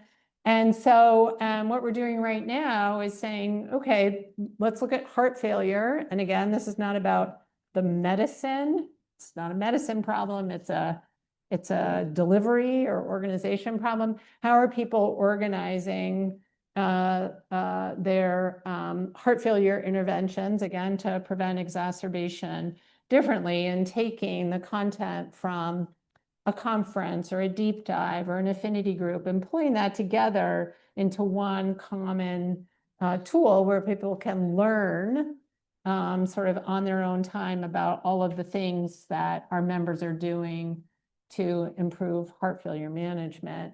And then turning that into like a one landing place. So I'll just use that as an example of, accelerating prevention, in this case of exacerbation of chronic disease, through learning, accelerating learning together. Are we going to go down the line? So I think an example for us that I'd love to delve into, as an ACO, as a health system, we sort of have our little triangle of patients, right? You have that top triangle, which is our complex, high utilization, high cost, really seriously ill. We spend a lot of time in that sort of top triangle, the top 5%. And then, we have primary care operating on sort of the sort of middle ground folks who might have one or two chronic conditions. And then you have this whole population of patients that are at the bottom of the triangle who are still people we care about. They are accountable to us. They are part of our health system, part of our ACO, but we can't get down the triangle because we spend so much time up there and we only have so many care managers and so many navigators. I would love to test a way to better, more effectively reach more of our entire population and have tools that kind of bubble people up, right? Or give them what they need in the meantime in terms of education, encourage them to reach out for their screening more effectively rather than us doing, phone calls and making appointments. And I think just surfacing patients, right? And allowing us to have, the same number, maybe a few more staff, but reach many more patients, sort of an amplifying effect. I think that's something that, with the focus on digital, with the focus on making America healthy and getting patients more involved and empowered, using some of the things with our technology, our portals, the digital front doors to sort of help us be more effective. Thank you. And I think, Kate, you have the last word. Oh, good. But I agree with everything that's already been said. I would just say that pulling on a couple of threads from the earlier panels and the earlier talks, when Steph Carlton talked about the focus of this administration really being on empowering patients, empowering consumers to make choices, as I think about that thread and how that plays out within our models, there's a couple of places where we're really interested in exploring and thinking about ways that we could do these tests. One is around prevention. And so really thinking about what are the care delivery models that we know that are effective, or what are the specific tactics within those care delivery models that make them more effective at actually improving quality and reducing cost. The second piece is around technology. So what are the requirements within technology, the specifications within technology, what makes it attractive to consumers to be able to engage in their own healthcare? A third around technology is also what is the information that we're actually trying to share with patients directly that'll help them to make high quality choices about their own healthcare. And then I think the fourth piece that we're really interested in thinking a lot about right now has been discussed a lot today is around supplemental benefits in MA and or beneficiary engagement incentives within Medicare fee-for-service, and not just what are the benefit engagement incentives, not to be confused with benefit enhancements, that are effective overall, but what makes them effective? How do you design something that is attractive to patients, that is actually going to help them to pair decision-making around the quality of the data that they are being given with actually changing their behavior when they're out in their own communities and living their daily lives. And so those are a lot of the tests that we're thinking about and wanting to scale and think about how we bring that to the general public. Wonderful. And that is such an excellent setup, I think, for the next session that we are heading into that's focused on technology. So thank you so much to our panelists.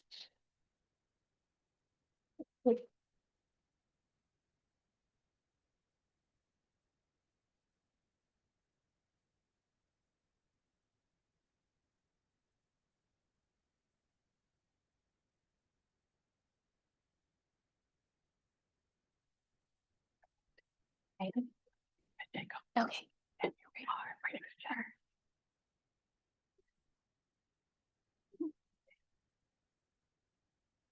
Charlotte, nice to meet you too.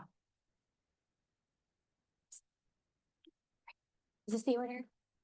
Yep. Okay, great. All right. We are last, but we are mighty. I'm so pleased to announce, to introduce our last panel. We have Jen Golsak, who is the Chief Executive Officer of the Digital Medicine Society. We have Sebastian Caleri, who is a partner at 8BC. We have Charlotte Rock, Vice President of Public Policy at General Catalyst. And we have Jacob Schift, who is the Chief AI and Technology Officer at the Center for Medicaid and Medicare Innovation. So there is a lot to talk about today. And we've seen that today, technology has really infused the entire conversation. And one of the things that I've heard here, but I've also been hearing in other, particularly kind of the digital health spaces, conferences and meetings I've been at lately, is really around we need to have a shared vision of where we want to be. I'm going to try not to mix my metaphors here. Like, we need to understand the destination before you can file a flight plan. And Dime has actually just released something kind of along those lines. So Jen, I would love for you to start us off and talk a little bit about that. Yes. So while we're trading in idioms, one of my favorite is if you don't know where you're going, anywhere will get you there. And I think it's particularly important for this moment where we see billions of dollars being invested into all of these technologies that we've been talking about today. What's the problem we're trying to solve for? And I am the perennial, I'm going to use a very technical term now, brace yourself, a pain in the ass, in every roundtable discussion about health AI, because what I find myself screaming in my head after about 10 minutes and then out loud after about 15 is, what are we doing here? Like, how many conversations can we have about sepsis prediction and revenue cycle management before I want to throw myself out of the window? This is not going to transform healthcare. When we see a proliferation of things like revenue cycle management solutions, it's a signal, it's real. There's pain points in terms of needing to get paid as quickly and reliably as possible, because we've been, part of a system that's teed our health system colleagues up to run at sort of negative 2-3% margins quarter on quarter for years now, right? Same thing with sort of sepsis prediction. I think probably more of us in this room than we would want to admit have had some kind of encounter with that as a sort of, catastrophic, outcome in the hospital. But, I could rant and rave. I'll stop myself. Christina, you teed me up to talk about our Healthcare 2030 impact thesis. And 2030 does feel quite close, given the timelines that we work on. But I think if we spoke to most CFOs at most health systems around the country, and actually more recently, maybe even payers, do you think the system is going to be solvent in 2030 if we do nothing beyond what we're doing right now? I'd hazard a guess that the majority would actually say no. The system doesn't survive into the future unless we make substantial changes. And we wanted to take a position as the Digital Medicine Society about, like, what is that North Star? What does it mean to have a solvent system, a system that exists to care for every single person our industry exists to serve in a way that individuals and society can actually afford? So we thought about, in this era, 4 technical drivers. We thought about data as currency. And Jacob, you and your colleagues at CMS, I think, have done an exceptional job at demonstrating your recognition that currency in the digital era has to be data that flows and with the appropriate permissions can be used and reused. On top of that, we have the ability to layer compute. And then we have communication and connectivity that can put all of those different pieces together, that when we have relevant data from inside and outside of the clinic, when we can interpret it, we can then actually action it and we can reach people when they need. And then as a definition of success, okay, great. So we have these 4 tech drivers, but we're not tech determinists. What are we actually trying to do here? So we think about the need to move towards prevention. So this is a common theme from today, right? We need to move care upstream. It can't be about evaluating our system by how good are we at doing a patch-up job once someone arrives at a brick and mortar facility with symptoms that are more advanced and likely more expensive than they ever needed to be, given the data and the insights that we have. How do we think about personalization? And my own story is I got diagnosed with late-stage cancer over the winter holidays this year. And one of the hardest things about my journey, and there have been many, has been sitting there and trying to make a data-driven decision with my oncologist, only to get to the end and say, but none of the data in the RCTs remotely resembles anyone like you. We don't have data like you that I can access, even though anecdotally, we know that late-stage cancers are proliferating in a younger population. To know that life or death decisions for me are being made on a guess, educated, but a guess, that's unacceptable. And I am one of the most privileged human beings in this healthcare system. And so it gets even worse outside of my sphere of influence. So we have to think about personalization. We have to hold ourselves to account and think about health outcomes. We have measured process in ways that continue to astonish me with how creative we've been in terms of measuring process. We have the data to hold ourselves to account and measure outcomes. And I believe that's what we have to do in order to be successful. How can you have value-based care unless we can define value? How can you have performance-based reimbursement unless we know what performance is? Let's measure health outcomes. And then the last piece, and perhaps this is obvious, is we think a lot about sustainability. So again, sustainability, price points that individuals and society can afford. Sustainability for our clinical workforce. How do we actually think about those individuals who have pursued enormous amounts of training, great cost, vocations to care for people, and are dropping out of the workforce at rates that we can't imagine, as well as the individual care partners at home, people trying to care for the people they love the most under enormous pressure. And then sustainability in terms of commercial success.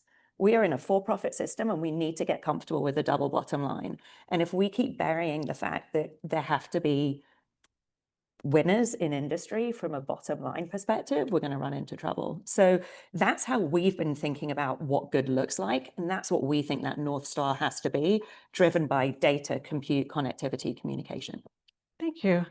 And I'm going to go to Sebastian next with a slightly different question, but if you want to add on, that is also completely fine. You know, one of the things that I'm interested from hearing from you is thinking about this idea that we really want to transform healthcare into this vision.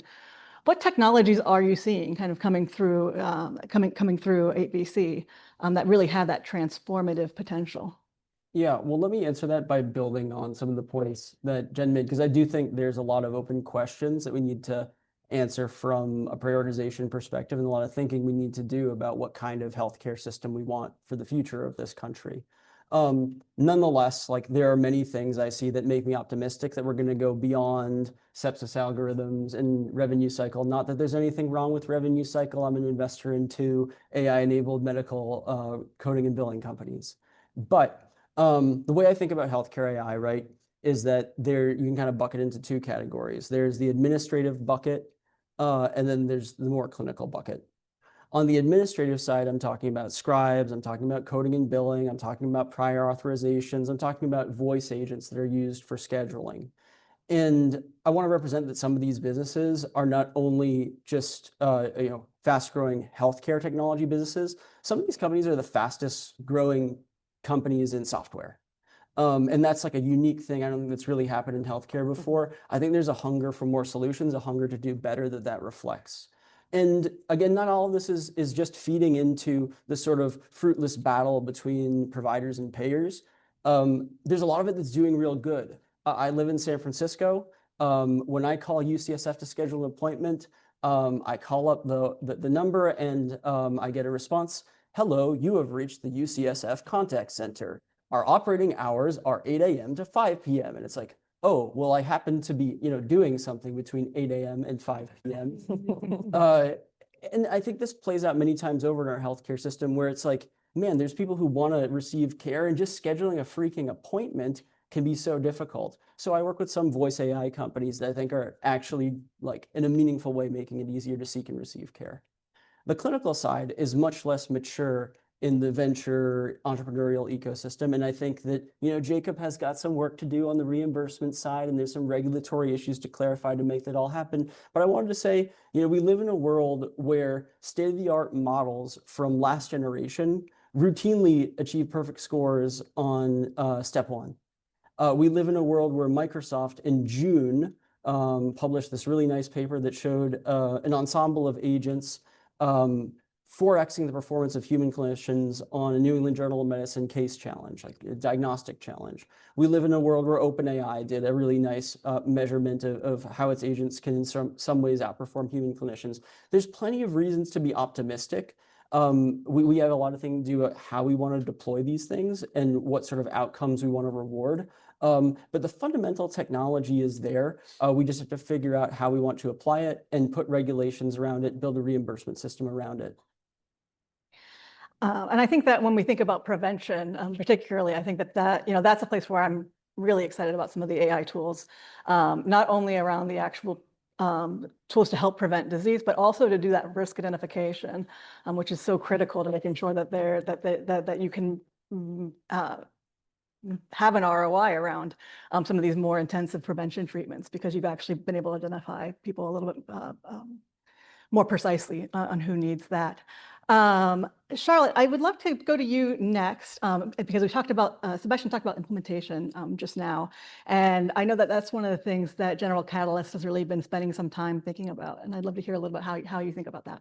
Yeah, absolutely. Well, I want to first acknowledge a lot of the cool technologies that Sebastian just described, and also acknowledge a very real problem that we see in the healthcare system. A health system might test a new AI tool on 100 patients, realize that it works, and then never actually scale the technology across their system. And again, it's not because the technology doesn't work, but it's because a lot of times we look at technology as a procurement issue and not a transformational opportunity. And so GC's health investment thesis is very much focused on this thesis of health assurance. So Jennifer, thank you for sharing your experience as a patient. From our perspective, we think that the healthcare system should be built around assuring your care and being a proactive system that keeps you healthy, rather than just a reactive system that you only interact with when you absolutely need to. But in order to really drive that transformation, it doesn't just include investment, it includes true partnerships with health systems. So you can't fully drive systems transformation without partnering with health systems, which is why we started HATCO, which is the Health Assurance Transformation Company. HATCO is partnered with 23 health systems and is growing. And the purpose of HATCO is to really partner with these health systems to drive them towards transformational change. This is not a 3-month contract where we work with them to give them recommendations. This is a multi-year bet where we're standing side by side with them, learning about what their provider needs are, learning about what their patients' needs are, and really helping them develop a solution that works for them long-term. Embedded in that is allowing our health systems to serve as learning collaboratives, where we can test something in one health system, learn that it works, and apply it across all systems much more easily. Layered on top of that, something that we're really excited about is that GC just acquired Summa Health, the largest integrated health system in Ohio. It's the first time a VC firm has ever bought a hospital system. And you know, this is a huge bet for us, but something that we see as very much transformative long-term. We can drive systems transformations through partnerships, but we can also now drive a systems transformation by fully being embedded into the healthcare system that also has a health plan that allows us to see metrics on care utilization, health outcomes, and not just, you know, how often a provider might use a tool, click on something, and save costs long-term. And so that's what we see as a larger transformational bet that we're really excited about. And I think I think two things when you told me about this really caught my attention was, one is this idea that having multiple partnerships and testing a product in multiple places. Because one of the things I hear with a lot of my AI governance work is that the implementation makes such a difference. And you're not going to have two implementations. It actually makes it harder in some ways to understand how the performance was, because you're testing the tool plus the implementation in a lot of ways. And so I'll be interested in seeing how y'all do this. The other thing that I've heard recently is that, and I think having these partnerships, but also having Summa, is something of a mismatch between what products are being made and what are the actual pain points in the health system. And I'm wondering if you guys are thinking about that in kind of a bi-directional way, where you're be able to pull up some of the workflow problems and the other types of pieces that are blocking transformation into kind of the VC side of things to think about what might be worth funding.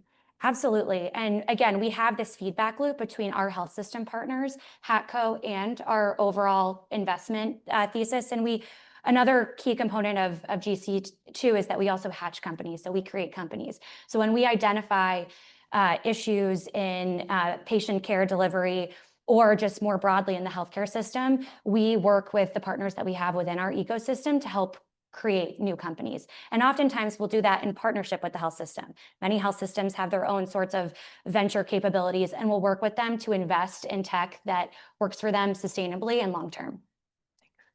And Jacob, Steph started us off today talking about the importance of aligning spend and value. And with this new technology kind of coming onto the scene, in a space where payment is actually not that obvious, how can we think about setting up systems from the beginning that have that sort of alignment? Yeah, thank you. It's great to be here. First, I'll just share a little bit of context on my role and what's informed some of the thinking. So in my role as Chief AI and Technology Officer at the Innovation Center, I'm really focused on how can we evolve payment to unleash that potential of technology to ultimately improve outcomes, reduce costs, and increase access. And in that role, I've spoken with hundreds of companies, organizations that are using technology in some way to deliver care or to solve their problems ultimately. And I've typically asked them, what do you do? Who's your customer and why do they pay you? How do you get paid? What's working and what's holding that back? And what's been clear to me is that we're sort of at a fork in the road where there is one path which we can go down, which we may be going down under status quo, which is that technology will be very actively adopted in ways that will drive up costs and not necessarily have the value to show for it. And that's where you see technologies being used to take all the non-reimbursable time that goes towards documentation and the like, and now that 25% plus of time can go towards reimbursable activities. Good for access, maybe the value isn't there to show for it. Also using, you mentioned some of the companies you've invested in, using the technologies to optimize billing where the information asymmetry is in favor of the provider on balance, because they ultimately know what was the source of truth, what actually happened in that clinical encounter. So on balance, that would be inflationary. And then also if we pay for technology in the wrong way, if we just sort of reflexively use a let's pay for activities approach, well, at least when it's a human traditionally delivered activity, there's only 24 hours in the day. There's only so many credentialed individuals who can deliver that service, so that inherently caps utilization. Well, part of what makes technology so exciting is that it's abundant. But if we pay for more activities, we'll get more activities and inflation. So that's the bad path. What gets me excited in the morning is there is a better path, and there are things we can do to get there. I'll just very briefly mention that because I think you alluded to some of the potential. The way I sort of bucket the better path is 3 sort of drivers of value. One can be enabling every clinician to have superpowers. And there are times that go so much farther that's using a lot of the capabilities, the tools that people have alluded to. It's enabling every patient to have access to 24/7 proactive continuous support across medication adherence, across lifestyle change, across navigation, all the things that we know that work but are not typically scalable. Technology can enable everyone to have access to that. And the third is just enabling every practice to operate more efficiently, like the call center example, but they actually are open past 5 p.m. So that's possible. And the question is, how do we get there? So I think, Jennifer, you had alluded earlier to measuring process. One of my observations is that there's a shadow cost in measuring process because you lock in process. And the reality is these new ways of delivering care will break that mold. So one broader opportunity is really around ultimately what we as a system care about is value defined as risk-adjusted outcomes per dollar and really outcomes. And if we create structures that more simply reward outcomes and measure outcomes, which there's been a lot of progress around how we do that, then we can create the context in which innovation can happen within the bounds and the guardrails of the systems we've created. to ultimately drive better outcomes, and to do so in a way that has the clarity of payment that is needed so you can invest in companies and organizations to do that. And I would say also that another opportunity is really creating that option. So it's not necessarily forcing payment changes upon individuals who can deliver care today in the current system, but for all those on the sidelines who want to deliver care differently and can use these technologies to do that, but are unable to fit into a fee-for-service structure, or are unable to fit into a shared savings structure, how can we better support them? And we think there are opportunities to do that. And Sebastian, I know you've thought a lot about this topic. I wonder if you had anything you wanted to add.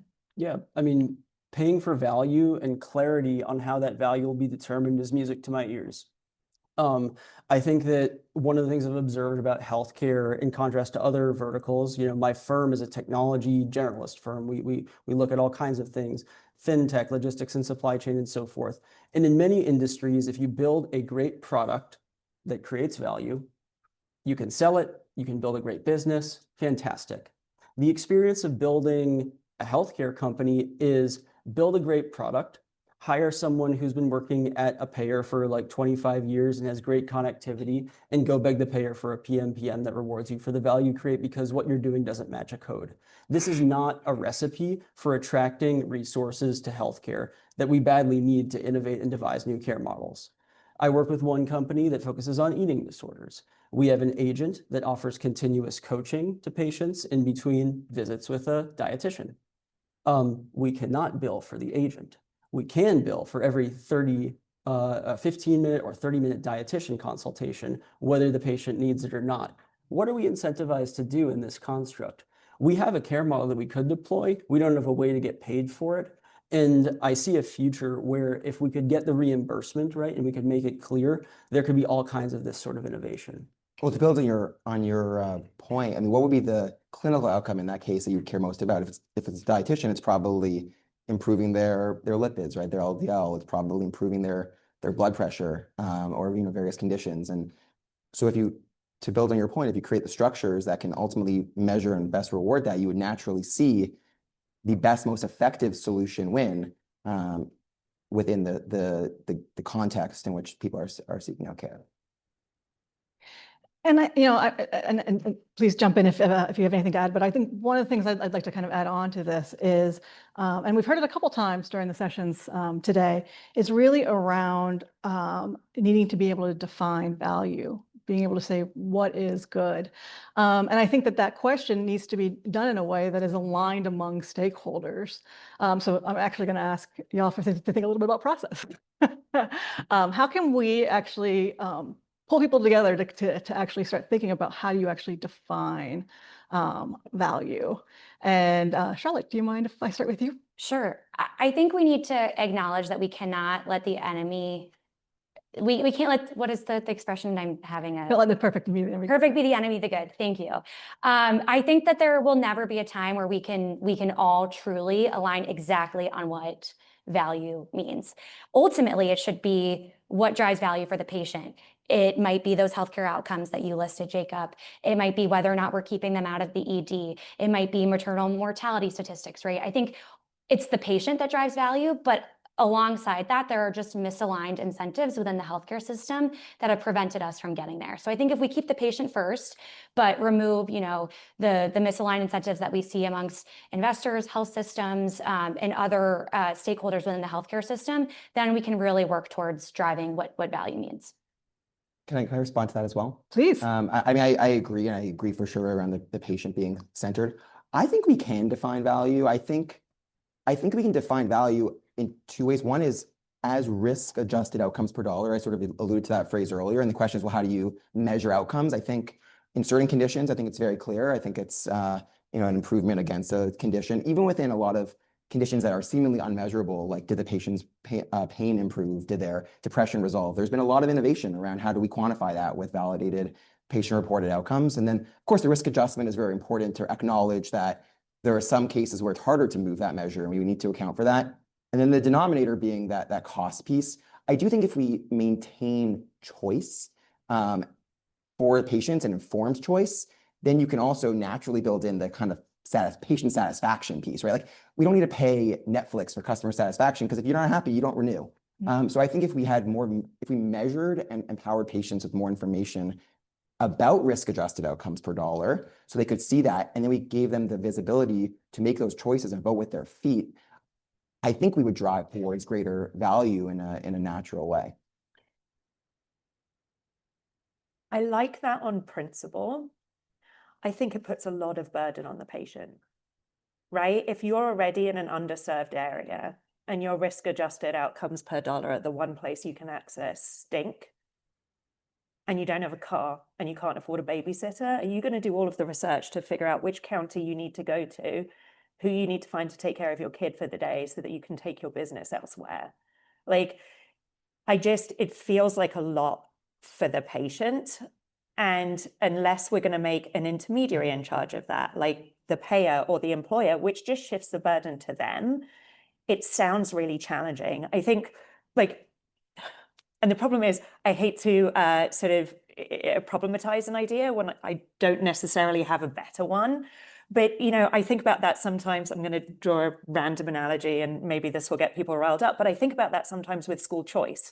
Like, I think you should be able to take your kid with a packed lunch by the hand to the bus at the end of the driveway before you go off to work, like back-to-back shifts, because you're trying to buy them sneakers as well and be confident in their education. And I think you should be able to go to a system that you can access easily, whichever is put in front of you, and just trust that it's going to take care of you in a way that's respectful and gives you a good clinical outcome. I do worry about this notion of, if you don't like it, you can go elsewhere, because we can, but not everyone can. I think ultimately patients just want to know who's going to make me better, not bankrupt me. So I think that need is there. I agree that we haven't yet supported patients with the tools to make those choices. But I don't think it's because there's not a demand or a want from patients. So I think that's part of the missing link, I think, is making it easier and just show up as who will get me better and who won't, and how will I not end up with that crazy bill at the end of the day. And I really like that word support as well. That's the one that jumps out there. I think it's one thing giving you a menu of options and be like, good luck to you. You now have the data, figure out where to go. But how do we allow you to action that choice without that choice being a burden? To Charlotte's earlier, let's not let the perfect be the enemy of the good. I think there's also all models are wrong, but some are useful. I think we have not, patients are groping their way through the system today to trying to answer that question of value. And I think it's hard, but I think there are things we can do to support that, and the whole system will benefit. Absolutely. Absolutely. Well, we are actually out of time. I had a round robin question, but we don't have time for it. So I just wanted to thank the panel. What a great panel, great conversation, and really some thought-provoking ideas. I appreciate it. Yeah. Great. Yeah. I like seeing you. Yeah, yes, we are. And we're going to close that with Mark.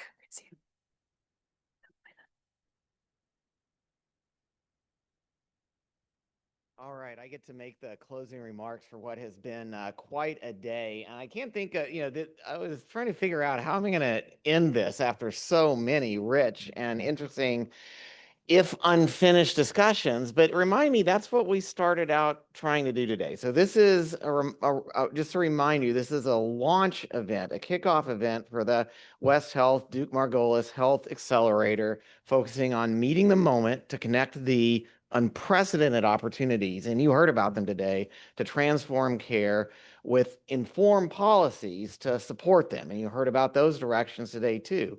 Our panelists, those of you who I had a chance to talk to here today, those who have reached out to me and others, there's the QR code. We want to hear from you in this collaborative effort.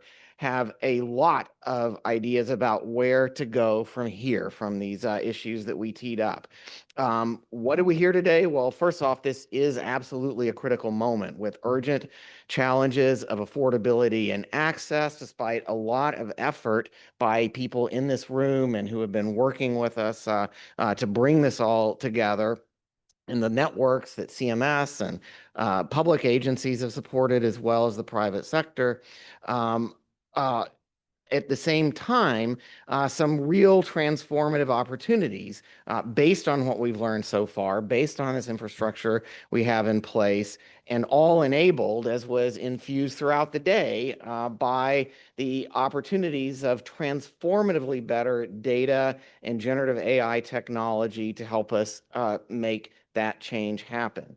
But also is clear through all the panels that this is hard work. So I think that helps explain why a couple of questions I got is, well, you all are forming this accelerator and it's this like 5-year longer commitment. That doesn't sound like acceleration. What I think the main thing that I'd like to convey is that thanks to West Health, we in this effort are going to be here. We're going to go deep. We are going to work with all of you to build on the ideas that we've heard about and create these opportunities to inform policy and to inform the care changes together. We had 2 bookends today that I think actually worked out really well. One was the notion of a vision for where we are trying to go. You heard the last panel talk about what that is, I think with a lot of passion and meaning for where we could be. And as Jen said, the Healthcare 2030 vision. But some of the challenges that we're going to have in getting there, we want to pay for outcomes. We want to have clarity about value. And that led to the other bookend, which came up in it's not really a bookend since it was infused throughout, the importance of rapid learning and the potential to do that much better than we have in the past. You heard from Kate Davidson about the work going on at CMMI around rapid cycle innovation. You heard about some of the existing West Health rapid learning efforts. We've had the privilege at Margolis of supporting CMMI's Learning and Action Network. All of those are great foundations to build on to really scale up these kinds of efforts. So you heard a lot of examples of how we can apply this kind of approach, vision for where we want to go, recognition that it will be hard to get there and take revisions along the way, and rapid learning along the way, whether it's in dealing with the challenges facing providers who are trying to work with their patients in accountable care models, people like Chris Chen. Before the meeting, I had a chance to catch up with him about the experience at ChinMed, and they are sticking with this. This has been a 30-year journey in his family for preceding generation. His dad kind of infused this sense that what we're all about is caring for patients, helping them live the best possible lives. Not there yet, and in some ways getting harder. He talked about that in the panel. So there are ways to make accountable care better, risk adjustment, benchmarks, stuff that Michael McWilliams, even though it's technical, made sound relevant. Then we heard about applications to the people who need this help probably the most, those with complex health needs and underserved circumstances, and promising ideas there and policy directions as well. We talked about opportunities to build truly coordinated and comprehensive prevention models that start with support for healthy nutrition and other lifestyle choices, or at least as Jen emphasized, having the support needed to fulfill those kinds of models, but then all the way through to primary and secondary prevention. And I thought a really interesting way to think about the role of transformative technologies like GLP-1s as not an end in themselves, not a solution by themselves to these challenges, but an integral part of really a set of interventions that can matter for people. And then ending with this great panel on technology. I think you heard it play out right in the panel. Kind of a lot of agreement on where we want to go and that value can help us get there. And these payment reforms extended to incorporating generative AI technologies can be a part of that. But we got work to do to make sure that works for everybody. So we don't have all the answers yet today, but I hope we have more clarity on what it is that we're trying to accomplish with this very collaborative effort. I hope we have some more clarity about how we want to hear from you and ways in which we can make this even more collaborative with these resources we're putting together. What we can bring at West and Duke-Margolis is small compared to what you all can collectively bring to this ongoing, deep and resourced effort. And hopefully from that, we have more clarity about where to go next and why achieving this vision is so important. But I think what we mostly have clarity about is that we have a reception right now after this event. Before we go, I want you all to try to make a point when you go over there. Those of you who are in the room, those of you who are joining us online, I apologize. Not sure what we can do to help with, everybody needs a drink at 5 o'clock, especially after a big day like this. I hope you will follow up with us via the QR code or just reaching out to our team members at West and Margolis. I do want to give a special thanks to the people who really put a lot of time and effort into this. The team at West Health, Tim Lash, Zia Aga, Namrata Uberoy, and under the weather today, but a critical contributor, Amy Stuck, for their continued partnership with us, as well as the rest of the West Health team, and then a special thanks to our team at Duke-Margolis, Val Lehman, Winbo Bai, Frank McStay, Rachel Bonesteel, Luke DeRocher, Patty Green, many other team members for their efforts, and you saw many of them on stage too, for their efforts on this project to make today happen. And then a special thanks to everyone here, not just for what you did today, but thanks in advance for what's to come. This is a collaborative effort to make that vision that you just heard about eloquently on the last panel a reality for all of us. Thank you so much for joining us, and thanks for being on this journey together.